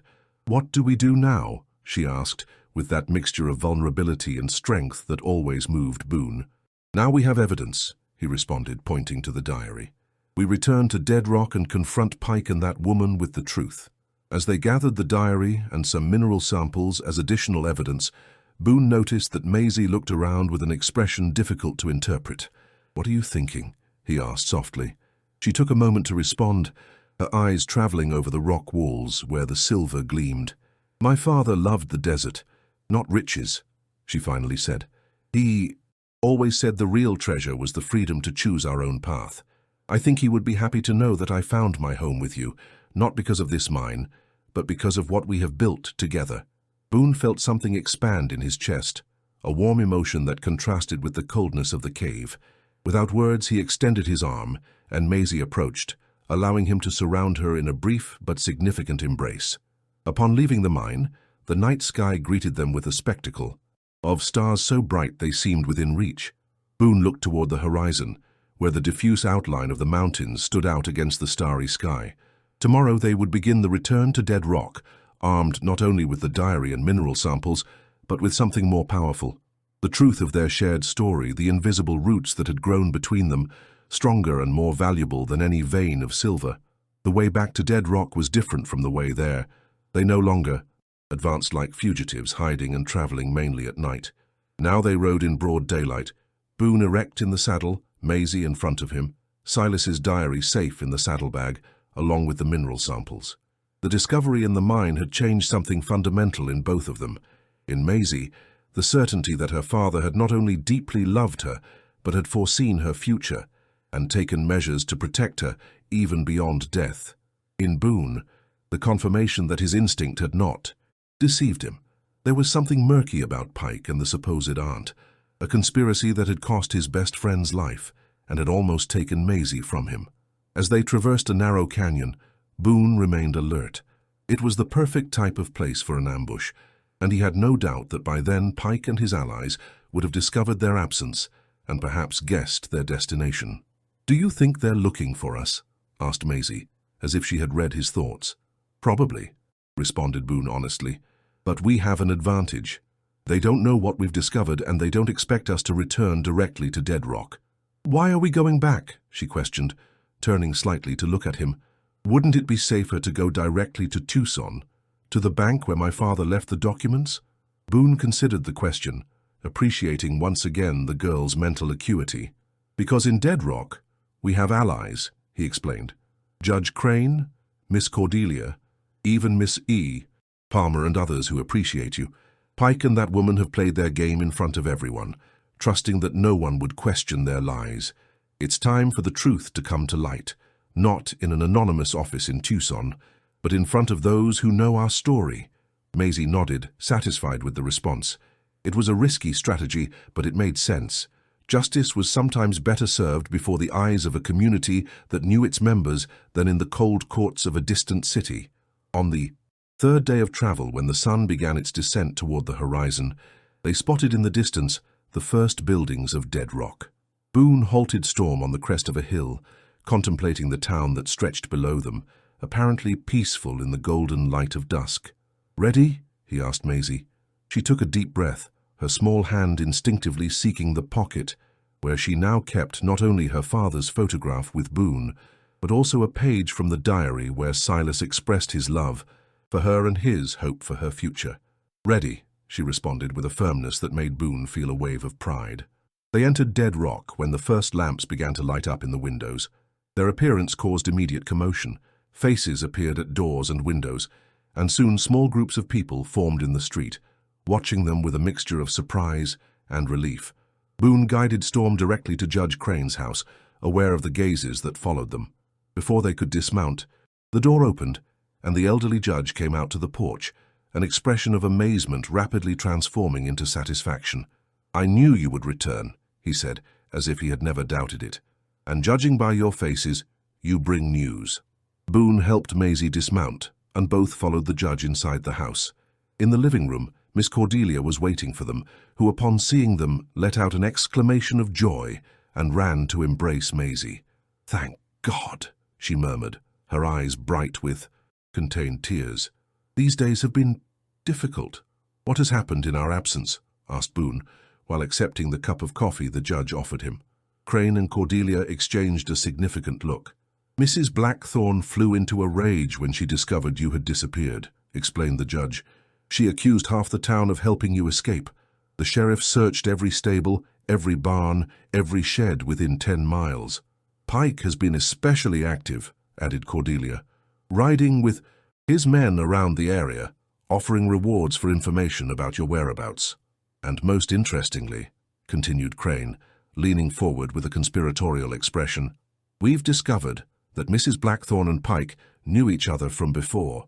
They've been seen meeting in private, arguing heatedly at times." Boone nodded, not surprised by the confirmation of his suspicions.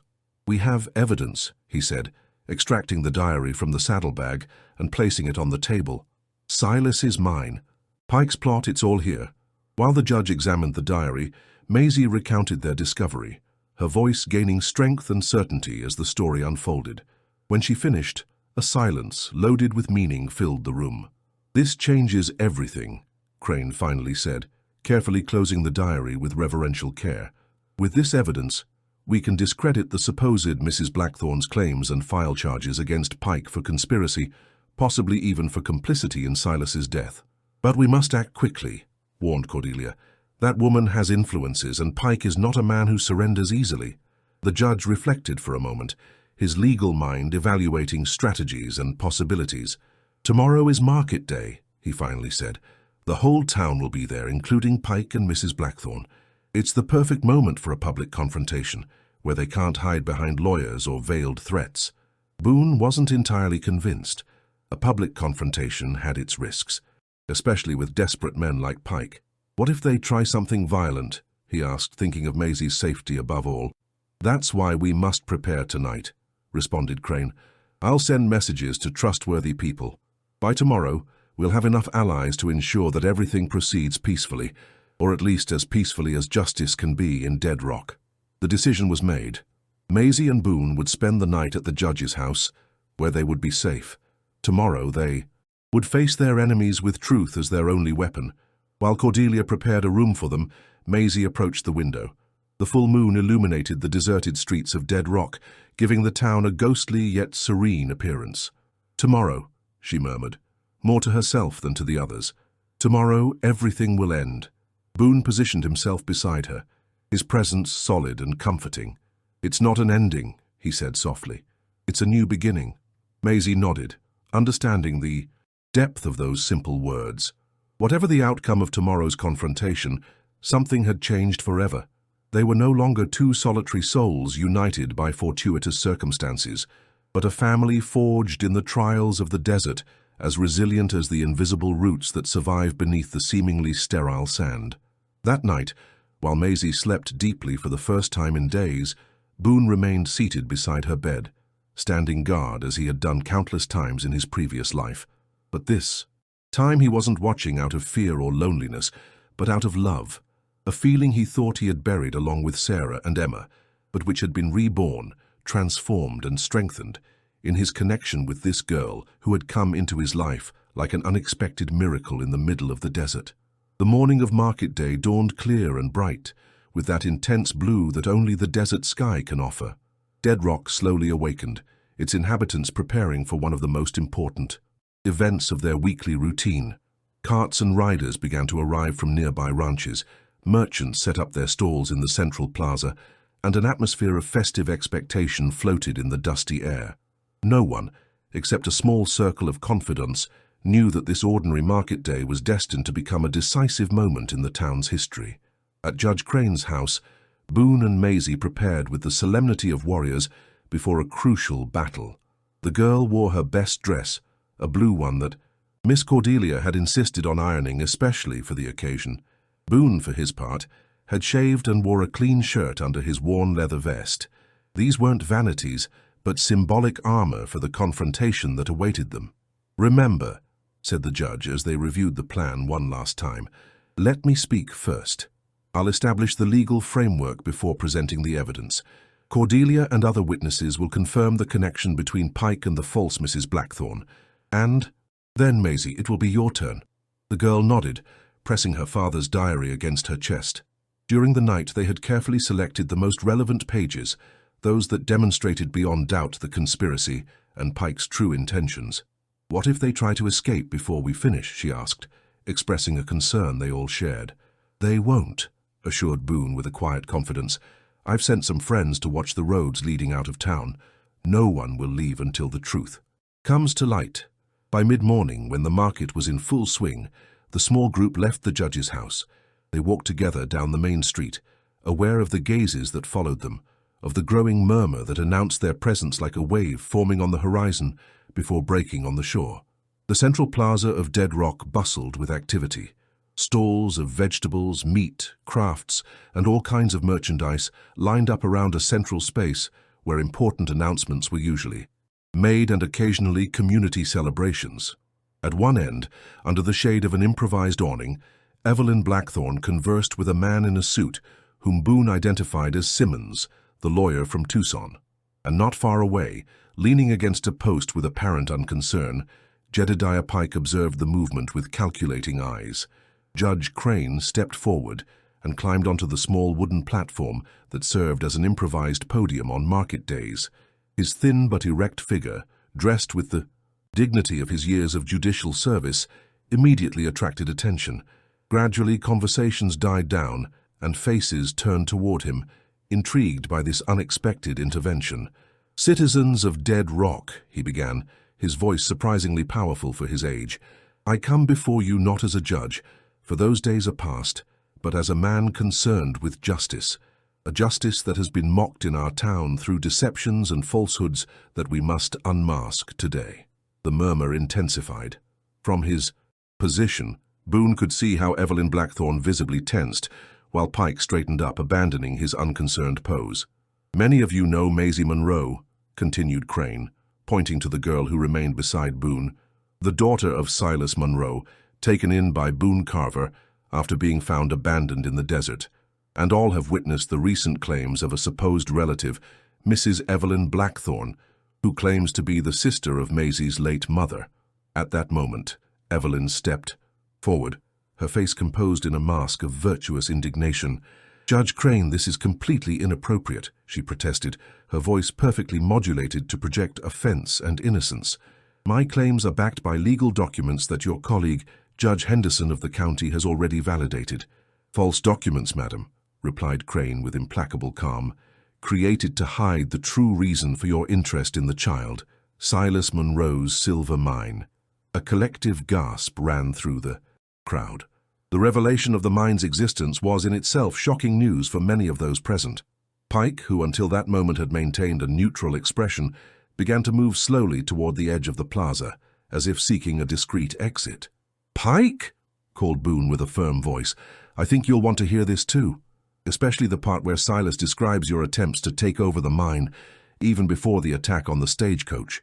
The rancher stopped, caught between the crowd that now observed him with growing suspicion and the iron determination in Boone's eyes. He opted to stay, adopting a defiant posture that failed to completely hide his nervousness. "We have evidence," continued the judge, pointing to the diary that Maisie held. "Silas Monroe's personal diary, found in the mine he tried to hide to protect his daughter's future. A diary that details the threats, the pressures, and finally, the suspicions of a conspiracy that tragically proved to be true." It was then that Maisie stepped forward. Despite her short stature, there was something in her posture, in the firmness of her gaze, that captured the attention of all present. When she spoke, her clear voice resonated in the sudden silence of the plaza. "My father knew he was in danger," she said, opening the diary at a marked page. "He wrote this just before our last journey, the journey in which he was murdered." She began to read the entries that detailed Silas's suspicions, his plans to protect, Maisie's inheritance, the names of those who threatened him. As the words flowed, Evelyn Blackthorne's face lost its studied composure, transforming into a mask of contained fury. "This is absurd," she finally exclaimed, interrupting the reading. "The ramblings of a paranoid miner do not constitute evidence. My documents, on the other hand—" "Your documents are as false as your identity, Mrs. Blackthorne," intervened Miss Cordelia, joining the judge on the platform. "Or should I say, Miss Eleanor Simmons, sister of the lawyer who so conveniently represents you." The revelation provoked another collective gasp. Lawyer Simmons visibly paled, while Eleanor glared at them. "I received a telegram from Boston this morning," explained Cordelia, showing the paper. "There is no Evelyn Blackthorne related to the Monroe family, but Eleanor Simmons is well known in certain circles in Tucson for her ability to interpret different roles when the occasion requires it." The crowd began to murmur with growing indignation. Boone carefully observed Pike, who now looked frantically around, evaluating his increasingly limited options. It was at that moment that the rancher made a desperate decision. With a quick movement, he drew his revolver and grabbed the person closest to him, Harriet Palmer, the young teacher, who had been observing the events with horrified fascination. "Back!" he shouted, pressing the barrel of the weapon against the terrified woman's temple. "Everyone back, or I swear I'll blow her head off." Chaos erupted instantly. Women screamed, men sought refuge behind stalls and carts, children cried in confusion. Amid the confusion, Boone gently pushed Maisie toward Miss Cordelia, who protected her with her body, and took a step toward Pike. "Let her go, Jedediah," he said with a calmness that radically contrasted with the situation. "You know this will only make things worse." "Shut up, Carver," spat Pike, his face congested with a mixture of fear and rage. "This is your fault. Everything was fine until you decided to play family with that brat." As he spoke, he began to slowly back away, dragging the terrified teacher with him. Boone advanced at the same rhythm, maintaining the distance, but not allowing Pike to move too far away. "I always knew you were ambitious, Pike," he said, his voice calm but loud enough for all to hear. "But I never took you for a murderer. How much was Silas's life worth to you? How much is Miss Palmer's worth?" Pike's face contorted into a grimace of hatred. "You know nothing," he shouted. "That mine belonged to me by right. Monroe found it on lands I had explored for years. He was the intruder, not me." "So you admit it," intervened Judge Crane, who had cautiously approached. "You admit your participation in the conspiracy against Silas Monroe." Pike then seemed to realize that he had incriminated himself. His gaze became more frantic, more dangerous. He pressed the revolver more forcefully against Harriet's head, who sobbed silently. "No one is going to stop me," he declared. "I'm going to leave this miserable town, and this lady comes with me as a guarantee. When I'm safe, I'll release her." Boone knew he was lying. A desperate man like Pike, cornered and with nothing to lose, would not leave witnesses. He looked around, seeking some advantage, some distraction he could use. It was then that he saw Maisie. The girl had freed herself from Miss Cordelia's protective grip and was slowly approaching. Pike, her small figure standing out in the cleared space that panic had created around the armed rancher. "Mr. Pike," she said, with a clear voice that cut through the tense air like a sharp knife. "My father always said that the desert reveals the true nature of men. Not silver, not gold, but how they treat others when no one else is watching." Pike looked at her, momentarily disconcerted by the girl's audacity. "Get away, brat," he growled. "This isn't your business. It's more my business." "Than anyone's," responded Maisie, taking another step forward with a courage that made Boone's heart stop for an instant. "You helped kill my father out of greed, and now you threaten my teacher, the woman who has taught me to read better, to write stories, to dream of a future, all for the same greed." As she spoke, Maisie had continued advancing step by step, with the same hypnotic calm she had used that stormy night, to calm the frightened horse. Pike seemed unable to look away from her, as if hypnotized by that small figure who dared to confront him when adult men had backed away. "I'm telling you to get back," he repeated, but his voice had lost firmness. "You're not evil, Mr. Pike," continued Maisie, ignoring the warning. "You're just scared. Scared like all of us sometimes. Scared of not being enough, of not having enough, of being left alone." She stopped a few steps from him. The rancher's eyes, which moments before burned with desperate fury, now reflected confusion, as if the girl's words had touched something deep and forgotten within him. It was just a moment of hesitation, but it was enough. Boone, who had been waiting precisely for this opportunity, lunged forward with the speed and precision of years of frontier life. His body impacted against Pike, deflecting the weapon away from Harriet and knocking the rancher to the dusty ground. The revolver discharged in the fall, the bullet harmlessly lost in the air. In seconds, several men pounced on Pike, immobilizing him while Sheriff Willard, who finally found the courage to act, approached with handcuffs. Boone got up, ignoring the pain in his shoulder where he had received the impact of the fall, and immediately sought Maisie with his gaze. He found her standing, pale but unharmed, observing the scene with an expression that mixed relief and sadness. He approached her in 2 strides and lifted her in his arms, holding her against his chest with a ferocity born of the deepest fear and pride. "Never ever do something like that again," he murmured against her hair, his voice hoarse with contained emotion. "You almost scared me to death." Maisie hugged his neck, burying her face in his shoulder. "I knew you would protect me," she responded simply. "You always do." As the crowd reorganized, Willard and his helpers took Pike away, who had gone from fury to a somber muteness. Eleanor Simmons, now stripped of her false identity as Evelyn Blackthorne, tried to slip away in the confusion, but was stopped by several indignant citizens who handed her over to the authorities. Judge Crane approached Boone and Maisie, his wrinkled face illuminated by a tired but satisfied smile. "So," he said, contemplating the peculiar family that had formed against all odds, "I suppose now comes the legal part, formally establishing custody, securing the mine inheritance, all the boring paperwork that follows great dramas." Boone nodded, still holding Maisie in his arms, reluctant to release her, after the danger they had faced.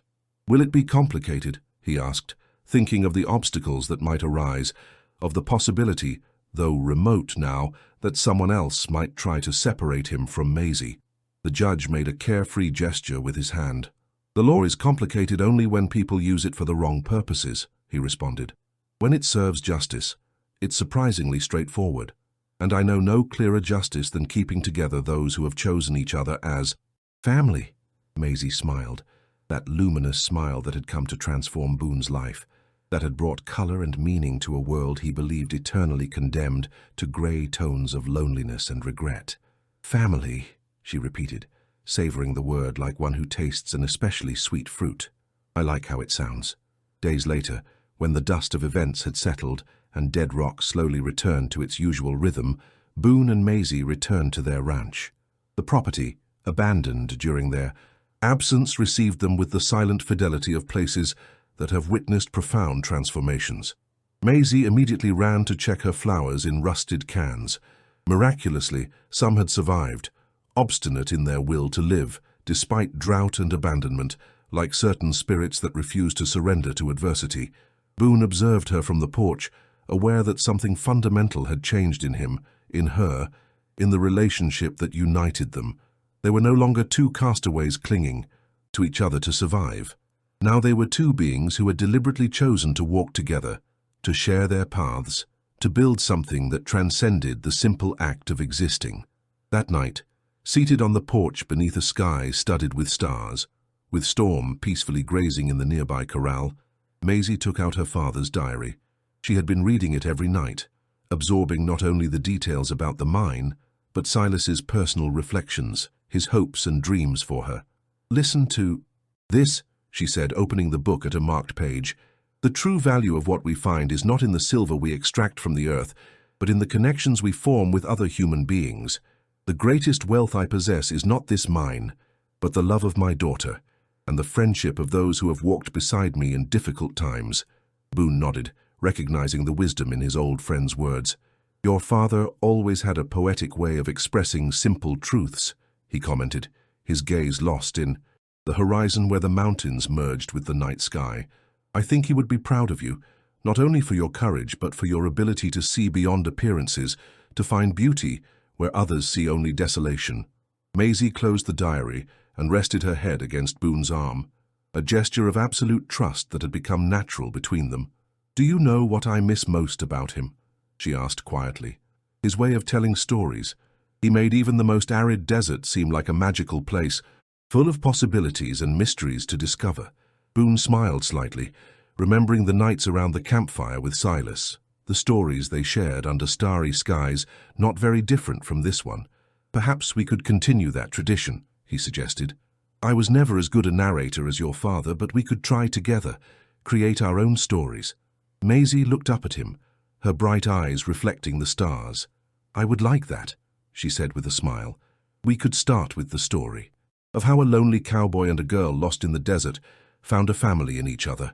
Boone nodded, feeling a warmth expand in his chest, that sensation he had come to recognize as happiness, a state he thought forever lost, and that, nevertheless, had returned to his life in the most unexpected way. "It's a good story," he admitted, "with a good ending." "Not an ending," corrected Maisie, repeating the words he himself had used days ago. "A new beginning." And so, as night spread its mantle over the Arizona desert, two souls that destiny had intertwined contemplated the future with renewed hope. The ranch, previously a refuge of solitude, had transformed into a true home. The wounds of the past, though never forgotten, had begun to heal, forming those marks that don't weaken but strengthen, that tell stories of survival and rebirth. Like the solitary cactus in the story that Boone had improvised during Maisie's illness, they had extended their invisible roots, finding water and life where it seemed impossible, connecting with others, creating an oasis in the midst of apparent desolation. And in that moment of perfect stillness, under the infinite sky of the desert, Boone Carver understood that some journeys have no destination because the path itself is the reward, that some stories don't really end, they just change direction, opening to new possibilities, to new chapters yet to be written.